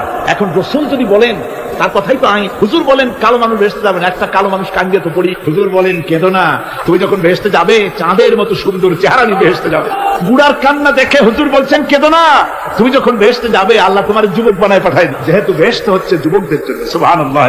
অত নাজ নিয়ামত, অত আনন্দ, বুড়া মানুষে তো খাইয়ে খুঁয়ে বেহেশত নষ্ট করে ভালো। এই জন্য যৌবন দরকার, স্বাস্থ্য দরকার বেহেশত উপভোগ করার জন্য। সেই জন্য বেহেশতে যাবে কারা? তরুণেরা যাবে। কারা যাবে? তরুণী দিয়ে আল্লাহ পাক বেহেশত ভরে ফেলবেন। সুবহানাল্লাহ। আমার তরুণেরা, যুবকেরা শোনো, রাসূলুল্লাহ তোমাদের কত সম্মান দিয়েছে। কে সম্মান দিয়েছে? রাসূলুল্লাহ এক জায়গায় বক্তৃতা করছে, এমন সময় দেখা গেল একজন তরুণ সাহাবী, নাম তার জারীর রাদিয়াল্লাহু তাআলা। চাঁদের মতো চেহারা তার ছিল, খুব সুন্দর চেহারা ছিল তার। হযরত জারীর বসতে না পেরে জায়গা পায় না, দাঁড়ায় আছে। রাসূল নিজের গায়ের চাদরটা খুলে জারীরের দিকে নিক্ষেপ করলেন, বললেন, জারীর দাঁড়িয়ে আছো, আমার চাদরের উপর বসো। সুবহানাল্লাহ। হযরত জারীর রাসূলুল্লাহর চাদর নিয়ে চুমা খাইতে লাগলেন আর বললেন, আকরামাকাল্লাহ কামা আকরামতানি ইয়া রাসূলুল্লাহ।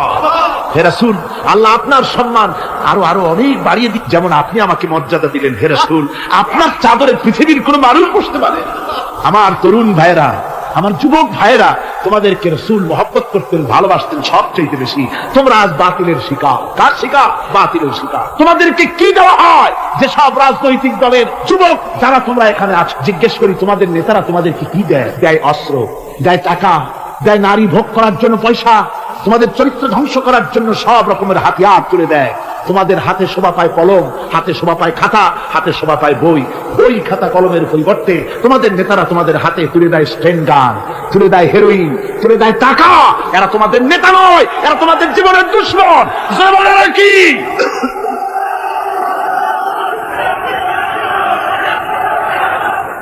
আমার যুবক ভাইয়েরা, আমার কলেজ ইউনিভার্সিটির ছাত্র ভাইয়েরা, একটুখানি মাথা খাটায় চিন্তা করো। তোমার নেতারা যারা ঢাকা থেকে আসে বা এখানে বাস করে, ওই নেতারা যখন রাজনৈতিক প্রোগ্রাম করতে আসে তখন কি একবারের জন্য তোমাদেরকে বলে, ও ছেলেরা তোমরা কি নামাজ ঠিক মতো পড়ো কিনা? বলে? এই যে রোজা আসতেছে, খবরদার বাবারা তোমরা রোজা রেখো, এরকম কথা বলে নাকি? তোমার ওস্তাদদের সম্মান করো, এ কথা বলে নাকি? বরং টাকা দেয়, পয়সা দেয়, যে শিক্ষক তোমার মতের উল্টা করবে ঠ্যাঙ্গাইয়া জনমের মতো টাইট করে দিবা, ঠিক কিনা?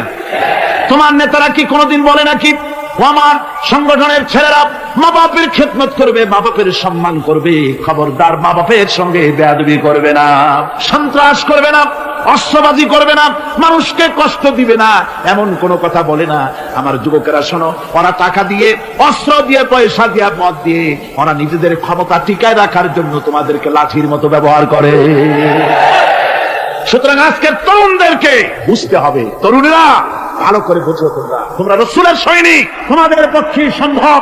রাসূল, আমি বুঝতে পেরেছি কথা যেহেতু তরুণদের, আর তরুণদের জনসমুদ্র, কাজী জনসমুদ্রের মধ্যে উত্তাল ঢেউ তো সৃষ্টি হবেই, স্বাভাবিক। কিন্তু সেই স্বাভাবিকতার সুযোগ নিয়ে দাঁড়ায় বিশৃঙ্খলার সৃষ্টি করবেন না। আমার ভাইরা, আমরা ইসলাম আমাদের আদব শিক্ষা দেয়। কি শিক্ষা দেয়? আদব। শুধুমাত্র কোন লোক পেশাব পায়খানার কথা বললে তাকে রাস্তা ছেড়ে দেবেন, যেতে বলবেন, তা না হলে তো আপনাদেরই অসুবিধা হবে। কথা বুঝতে পেরেছেন? বাকি কেউ উঠবেন না, দাঁড়াবেন না। এত বড় বেহেশতি মাহফিল জীবনে আরেকবার পাবো, কোন নিশ্চয়তা আছে? আপনি আমাকে বলেন, আল্লাহর আকাশের নিচে, জমিনের উপরে এর থেকে শ্রেষ্ঠ কোন মাহফিল আছে নাকি? কারণ এ মাহফিল কোরআনের মাহফিল। কিসের মাহফিল? এর থেকে শ্রেষ্ঠ মাহফিল আল্লাহর আকাশের নিচে জমিনের উপরে হতে। সুতরাং বেয়াদবি কেউ করবেন। তরুণেরা, যুবকেরা, তোমাদের এগিয়ে আসতে হবে। নির্যাতিত মানবতার পাশে তোমাদেরকে দাঁড়াতে হবে। আজ শ্রমিকরা তাদের ন্যায্য পাওনা পাচ্ছে না, কৃষক তাদের উৎপাদনের মূল্য পাচ্ছে না, নারী তার সতীত্বের গ্যারান্টি পাচ্ছে না। মানুষেরা আজ নির্যাতিত, নিপীড়িত। সারা পৃথিবীতে Bosnia, Algeria, Somalia, Palestine, Kashmir, Burma, Philippines, Bharat, পৃথিবীর সর্বত্র নির্যাতিত মুসলমানদেরকে বাঁচাবার জন্য আমার খালিদ বিন ওলীদের উত্তরসূরিরা, সালাউদ্দিন আইয়ুবী, জামালউদ্দিন আফগানি, হযরত আলীর উত্তরসূরি, আজকের মাহফিলের যুবক আর তরুণরা, তোমরা কি রক্ত দিতে পারবে?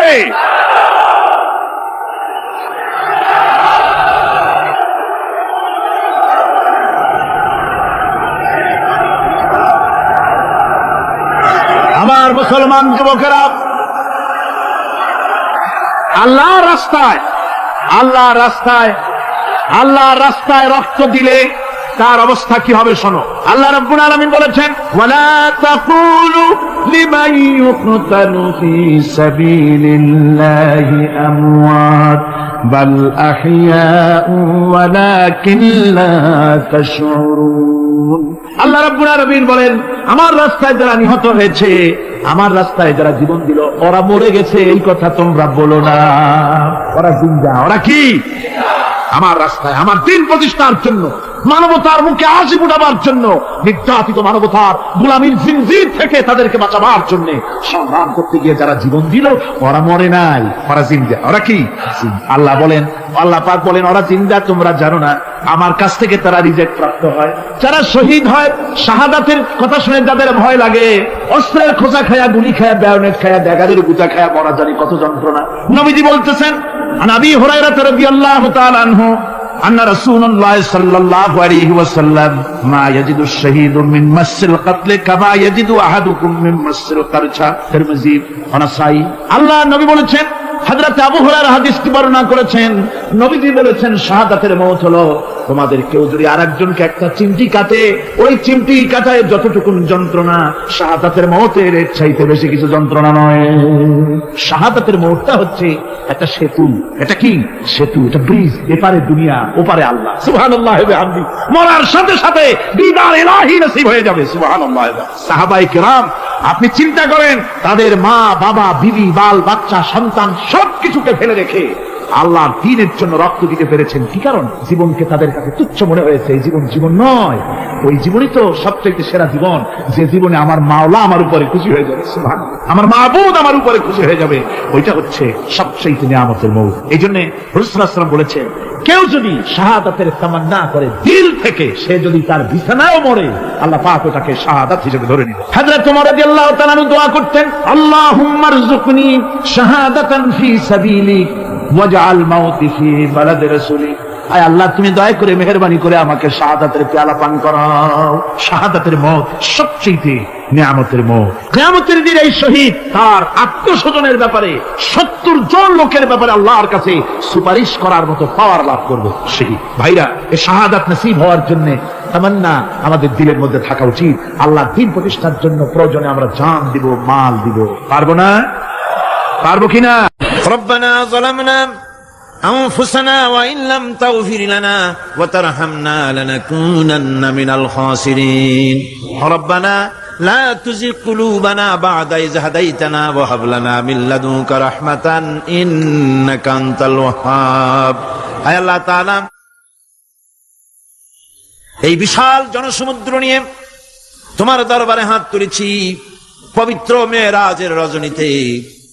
আয় আল্লাহ, তুমি দয়া করে মেহেরবানি করে আমাদের আলোচনা, দুরুদ, সালামের সওয়াব আমাদের বিশ্ব নবী, তোমার প্রিয় হাবিব জনাবে মুহাম্মদ রাসূলুল্লাহ সাল্লাল্লাহু আলাইহি ওয়াসাল্লামের রূহ মুবারকে পৌঁছায়া দাও। সমগ্র বিশ্বের মাটির নিচে যত মুমিন মুমিনাত শুয়ে আছেন, তাদের আরো আর পরে সওয়াব পৌঁছায়া দাও। আমাদের মা বাপ যাদের দুনিয়া থেকে বিদায় হয়ে গেল, আল্লাহ কবরগুলিকে জান্নাতের টুকরায় পরিণত করে দাও। রব্বিরহামহুমা কামা রব্বায়ানি সগীরা। পড়েন সবাই, রব্বিরহামহুমা কামা রব্বায়ানি সগীরা। আয় আল্লাহ তাআলা, বহু মানুষ দোয়া চেয়েছি, কতজনের কত কষ্ট। কেউ হসপিটালে আছে, কারো অপারেশন হবে, কেউ বা মরে গেছে, কেউ বা মামলা মোকদ্দমায় আছে। কেউ বা পারিবারিক অশান্তিতে আছে, আল্লাহ যিনি যেই নিয়তে দোয়া চেয়েছে মেহেরবানি করে সেই নেক নিয়ত তোমার দরবারে কবুল করে নাও। বিপদগ্রস্ত লোকগুলিরে বিপদ থেকে বাঁচাইয়া দাও। আয় আল্লাহ রাব্বুল আলামিন, এই মাহফিলে লক্ষ লক্ষ জনতা সমুদ্রের ঢেউর মতো চতুর্দিক থেকে আসতে থাকে। তুমি আর তোমার কোরআন আর তোমার রাসূল ছাড়া কোনো স্বার্থ কারো মনে নাই। কাউরে রিক্সা ভাড়া দেওয়া হয় না, ট্রাক ভাড়া, বাস ভাড়া কাউকে দেওয়া হয় না, এক লোপা খানাও এখানে পায় না, তাবাররুক বা সিন্নি বিতরণও হয় না। আয় আল্লাহ, নিঃস্বার্থ ভাবে এই লোকগুলি যাতায়াত করে। আল্লাহ তোমার কোরআনের বরকতে সকলকে তুমি গুনাহ মুক্ত করে দাও। আয় আল্লাহ তাআলা, যাতায়াত আসান করে দিও, যাতায়াতের পথে কারো যেন কোনো বিপদ না হয়ে যায়। আয় আল্লাহ তাআলা, বাড়ি ঘর ফালায় আসে, বাড়ি ঘর তোমার ফেরেশতা দিয়ে তুমি হেফাজত করো। রব্বুল আলামিন, মা বোনেরাও কষ্ট করে আসে, আল্লাহ তুমি দয়া করে এ মাহফিলে যারা শরীক হয়, এ মাহফিলে কোরআনের মাহফিলে শরীক হওয়ার কারণে তোমার কাছে একটা দাবি করি। দাবিটা হলো, মেহেরবানি করে সব মানুষকে তোমার কাবা ঘর দেখাও। যারা উপস্থিত হয়েছে সকলকে তোমার হাবিবের রওজায় গিয়া সালাম দেওয়ার তৌফিক দাও। ربنا تقبل منا إنك أنت السميع العليم وتب علينا إنك أنت التواب الرحيم سبحان ربك رب العزة عما يصفون وسلام على المرسلين الحمد لله رب العالمين واجعل آخر كلمتنا عند الموت لا إله إلا الله محمد رسول الله. السلام عليكم ورحمة الله.